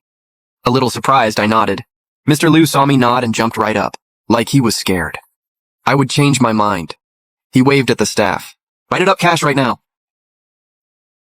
That weekend, I drove the AMG with Sarah and Cassie to Gu Weidong's daughter's birthday party. The gated community was quiet. Gu Weidong was waiting right at the entrance. When he saw us get out, he hurried over. Brother, sis, come on in. He pulled a little girl in a white princess dress to his side. Manhua, say hi to Uncle and Auntie. She had delicate features, but her eyes were a little guarded, she said shyly. Hi, Uncle, hi, Auntie. Before we could even introduce Cassie, her eyes lit up. She walked right over and grabbed Nuan's hand. Your name is Nuan, I am Cassie. Let us go play. The two girls held hands, whispering to each other, and ran off into the yard. Nuan hesitated and looked at Gu Weidong. He nodded with a smile, then she gave a soft okay. Sarah looked a little embarrassed and leaned in to whisper, Why is Cassie so pushy? I laughed. No, it is great. She is getting more outgoing. She has got potential. Gu Weidong was thrilled, clapping his hands. That is wonderful. Ever since I got Nuan back, I felt like she was too withdrawn. Always off by herself, never wanting to play with anyone. Now she is playing with a girl her own age. That means everything. Sarah's eyes flickered with confusion. She glanced at me. I just gave a light smile and did not ask. It was not our business. Gu Weidong picked up on it right away. You know my situation, brother. I got her back. But her mom still will not forgive me. I nodded and told him, give it time. Some things cannot be rushed. Let it happen naturally. He perked right up hearing that. Brother, hearing you say that puts my mind at ease. Sarah watched all this with a flicker of surprise in her eyes. She had not expected someone so successful to listen to me like that. I will go check on the girls, he said, and headed toward the yard. Gu Weidong seized the moment and pulled me aside. Brother, come, let us sit in the study. The study was upstairs. I opened the door and froze. There was a gray-haired old man sitting inside, slowly sipping tea. Grandpa Gu. Gu Weidong looked a little sheepish. Honestly, my dad wanted to meet you. I was worried you would say no, so I did not mention it beforehand. I stepped forward and said, hello, sir. Grandpa Gu set down his teacup, stood and nodded at me. Young Chen, please sit. He personally poured me a cup of tea and handed it over with both hands. Young Chen, you helped me get my granddaughter back. An old man like me has got to toast you properly. Thank you. I took the cup with both hands. You are too kind, sir. I did not help Gu Weidong for nothing, though. Grandpa Gu nodded. I know it was for your daughter. He gestured at Gu Weidong and was nodded the same for his. A win for everyone involved. He paused, looking straight at me, eyes sharp. Of course, this old man wanting to meet you. That was not for nothing either. I caught on right away. I set down the cup. Please go ahead, sir. He spoke slowly. My son told me. You have quite the gift for reading fortune, so I would like you to give this old man a reading too. Grandpa Gu wanted a reading I could not really refuse. When it comes to the Gu family, I know they are different from other established families here. Their power base is mostly overseas. Back when the country opened up economically, there was a huge need for foreign capital and technology. Grandpa Gu seized the moment and brought in plenty. Combined with connections he built with some founding-era officials while studying abroad, the Gu family gradually gained a foothold at home. Their reach eventually extended into politics too. This background is a double-edged sword. On one hand, it is hard for them to fully belong, easy to be seen as outsiders. On the other hand, it keeps them above the fray with no real conflicts with anyone. Other established families need the Gu family's help when expanding overseas, so everyone gives the old man some respect, but one incident did cause bad blood with a top-tier family here. Years back, the Gu family donated a batch of relics to a museum a few years later. One of those pieces suddenly showed up at an auction. The old man assumed it was stolen from inside the museum. He was furious and insisted on getting to the bottom of it. But he had no idea that relic had been borrowed by a veteran official. Pushing the issue ended up offending the wrong people, and that was what forced Gu Weidong's older brother, Gu Weihong, to hold back on his own ambitions. I ran through this whole story in my head. I looked at Grandpa Gu and nodded. What would you like a reading on, sir? Just the general outlook. He paused. The future of the Gu family. I thought for a moment. Then please write a character for me, sir. He picked up the brush and wrote the character for tripod. I looked at the character, then at the old man, and I understood what it meant. Some things cannot be said outright, but they can be hinted at. I picked up the brush and wrote a short verse beside it. Golden crown buried in sand for 20 autumns. Why worry about returning home? Clouds that block the sun always clear eventually. And the river still flows east. Grandpa Gu studied the verse and frowned slightly. He glanced up at me, a flash of disappointment in his eyes, but he quickly covered it and gave a faint nod. Thank you, young Chen. He folded up the note and said to Gu Weidong, put together a thank you gift for Chen on my behalf. I stood up and waved it off. Sir, you were too kind. No gift needed. It was just one character. Not worth it. I turned to leave. Walking out of the study, I already knew. The old man probably thought I was being cryptic on purpose, but that was fine. Some things are better left half said. That morning, Sarah headed to the fruit market at Wanjia first. I was on drop-off duty taking Cassie to preschool. She had barely gotten to the store when my phone rang. Babe, get over here now. The store is surrounded again. I rushed Cassie to the preschool next door and turned straight around toward Wanjia. When I got there, something felt off. A huge crowd was gathered outside the fruit store, packed in layers. I pushed through and froze right in front of my store. Kneeling was a group saying we were wrong. Leading the pack was Yang himself. Just a week ago, he had been strutting around the store. Now he was kneeling stiffly in front of the door, head hanging low. Face covered in bruises. Behind him knelt 4 or 5 of his guys. Every one of them beat up. 2 of them had their arms in slings. This whole line was bowing in unison. 4 heads slamming right into the pavement, not holding back at all. 2 people stood off to the side, Gu Weidong's driver, and that bodyguard, arms crossed. Watching the crowd with blank faces, the onlookers were losing it. Is not that Yang? Why is he kneeling here? Who even is this fruit shop owner? Yang is kneeling for her, no idea. She looks so young, did not expect her to be this tough. I did not have time for the gossip. I hurried inside. Sarah was sitting behind the register, her face blank. Just sitting there, but I know her too well. Her hand was gripping the cup knuckles white. I went over and took her hand. It was ice cold. She looked up at me. Her eyes instantly went red. Babe, they showed up and started kneeling the second we opened. It scared me half to death. I was a little speechless. Everyone out there thinks you are the tough one, and here you are scared stiff. I patted her hand, then went back out to find the driver. What happened? The driver was extremely polite. Mr. Chenboss's orders? Have them kneel and apologize until you and your wife are satisfied. No set number. If you are not satisfied, they keep going. I nodded and walked over, crouching in front of Yang. Yang looked up at me, sweat pouring down his face. Skin split open on his forehead, blood mixing with sweat. We meet again, Yang. I looked at him. You had your guys smash my truck, right, and dump the dragon fruit. And beat up my driver too, so what should we do about it? Maybe you leave a hand behind. His face went white. He started slamming his head down again. Boss, I was wrong. I did not know who I was messing with. I will pay for anything. You mean money? Yes, yes, yes. Double for the truck, the fruit, the medical bills, triple even. I waved him off. Forget the money. Are there any other shops in Wanjia you are still shaking down for protection money? He opened his mouth. Yes or no, there are. Pay it all back. And none of your guys sets foot in this market again, understood? He nodded like crazy. Understood. I will refund it all right now if my guys ever step foot in Wanjia again. I will cut my own hand off. I stood up and did not look back at him. Suddenly the crowd erupted. Did you hear that? No more protection money. The boss lady is something else. She kicked those punks out for all of us more than something else. She is legit fierce. Yang has been running wild for years. Nobody dared touch him. I am buying my fruit here from now on. I was stunned. I was the one who negotiated all this. It was me who made Yang refund the money. It was me who ran him off. Why is everyone thanking the boss lady? I glanced back at Sarah. She was still sitting behind the register. The fright still on her face. Fine. Boss lady, it is either way. I am the one taking the boss lady home tonight. Gu Weidong took care of the Yang situation so fast. I decided to push him a little further once the call connected. I thanked him first. Gu, thanks for handling that Yang thing. No big deal, Gu Weidong said. I already gave Lai a heads up. He will not try anything again. Good, I paused. Oh, by the way, about that character reading for your dad. I did not spell everything out. Something involving relics. I cannot say too much. Do not want to overstep, but peace of mind is its own blessing. Some things are better not dwelt on too much. Gu Weidong went quiet for a second. I get it. I will tell my dad. I hung up. That was enough said.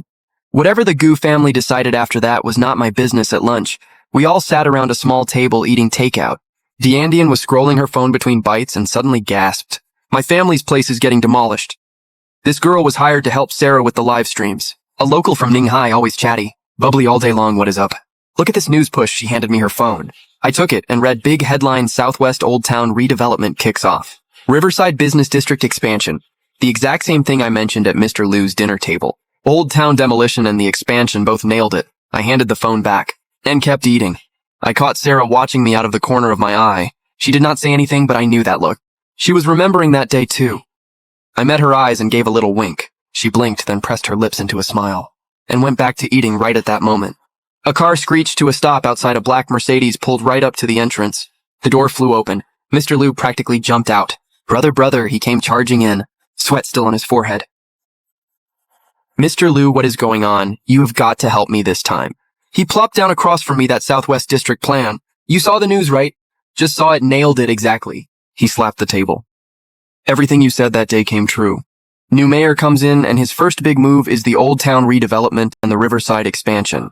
He took a deep breath. Brother, I am under so much pressure right now. I tapped the table. You got heavier stakes, so of course there is more pressure. That is exactly the problem. He rubbed his hands anxiously. Vanguard Group is the hot topic right now, but Old Town redevelopment is no walk in the park. Relocation compensation, historic buildings, existing businesses, one misstep anywhere. And the people watching me will tear me apart. He lowered his voice. A while back, I traded some other land parcels to buy up a bunch of Southwest District property from other companies. Back then, they laughed at me for being stupid. Now they are green with envy. Waiting for me to screw it up, I listened without saying anything. The new mayor already came to see me. Mr. Liu kept going. The district chief asked for specifics. I told him I would deliver something he would be happy with soon. He leaned in. Brother, you have got to help me on this one no matter what. I tapped the table. Mr. Liu, your company has plenty of skilled execs. This kind of project needs the whole company's resources. I am an outsider. It is not really my place. What do you mean, not your place? Come be our CEO. 10 million a year sound good? I shook my head. I like my freedom too much. I could not do CEO. Then how about this? His mind was racing. You come on as executive director, acting CEO, just for this. Once we clear the Southwest District project. You come and go as you please, brother. I will not stop you. I laughed. I do not even hold shares in your company. Why would I be executive director? He grinned. As for Wanjia, I bought up a good chunk of shares a while back. I will just transfer them all to you. Then we swap those shares for a stake in Vanguard Group. Problem solved. I paused for a second. That offer was actually interesting. With Wanjia shares, I would not just be a tenant there anymore. I would be a shareholder in the market itself. That is a huge difference. I thought about it and held up 2 fingers. 2 conditions. First, the Wanjia shares get valued at full market price. I will sell you the favor, but the money stays fair. No discount. He opened his mouth to say something. I raised a hand to stop him. Second, I looked him dead in the eye. The Southwest District plan, I get full authority. I set the plan, I pick the team, I run the process. Everyone at Vanguard Group, including you, Mr. Liu, follows my lead. Mr. Liu froze for a second, then he burst out laughing. Genuinely delighted. Deal. He held out his hand. Brother. It is settled. The share swap wrapped up in 3 days. On the 4th day, at an emergency shareholder meeting, Sarah and I officially became new shareholders of Vanguard Group. Her stake was small, but a shareholder is still a shareholder.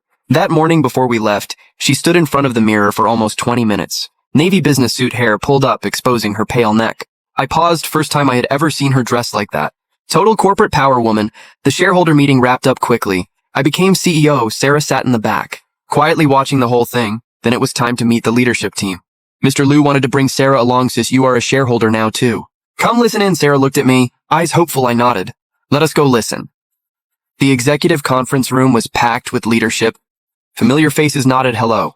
Unfamiliar ones sized me up, some with outright disdain, especially the man in the seat to the left. A square-jawed man in his 50s, his eyes full of hostility. Mr. Liu whispered Huquan, the general manager.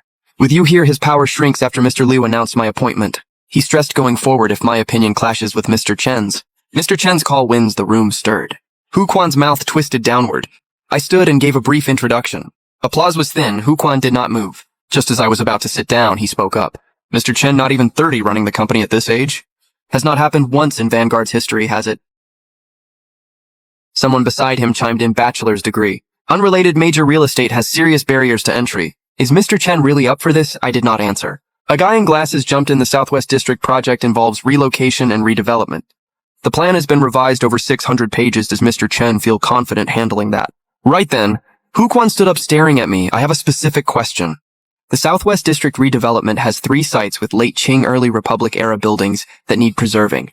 During construction, we need to redo underground pipelines and excavate the foundations. One wrong move and we get subsidence or collapse. We have spent a month on this. Does Mr. Chen have a solution? The whole room was watching me. Sarah's fingers tensed slightly. She could tell. This was a power play if I could not give a real answer. Nobody in that room would back me up. I looked down at the blueprints. The 3 historic buildings were clearly marked. The surrounding pipelines and foundations were noted too. Huquan had actually done his homework. I looked up and smiled calmly. Time for Sarah to see what her husband was really made of. Mr. Hugh, good question. I set the blueprint back down, but before I answer, let me ask you something first. This is the 6th revision of the plan, and the budget is 30 million for continuous wall piling, right? Huquan paused for half a second. Yes, around 30 million.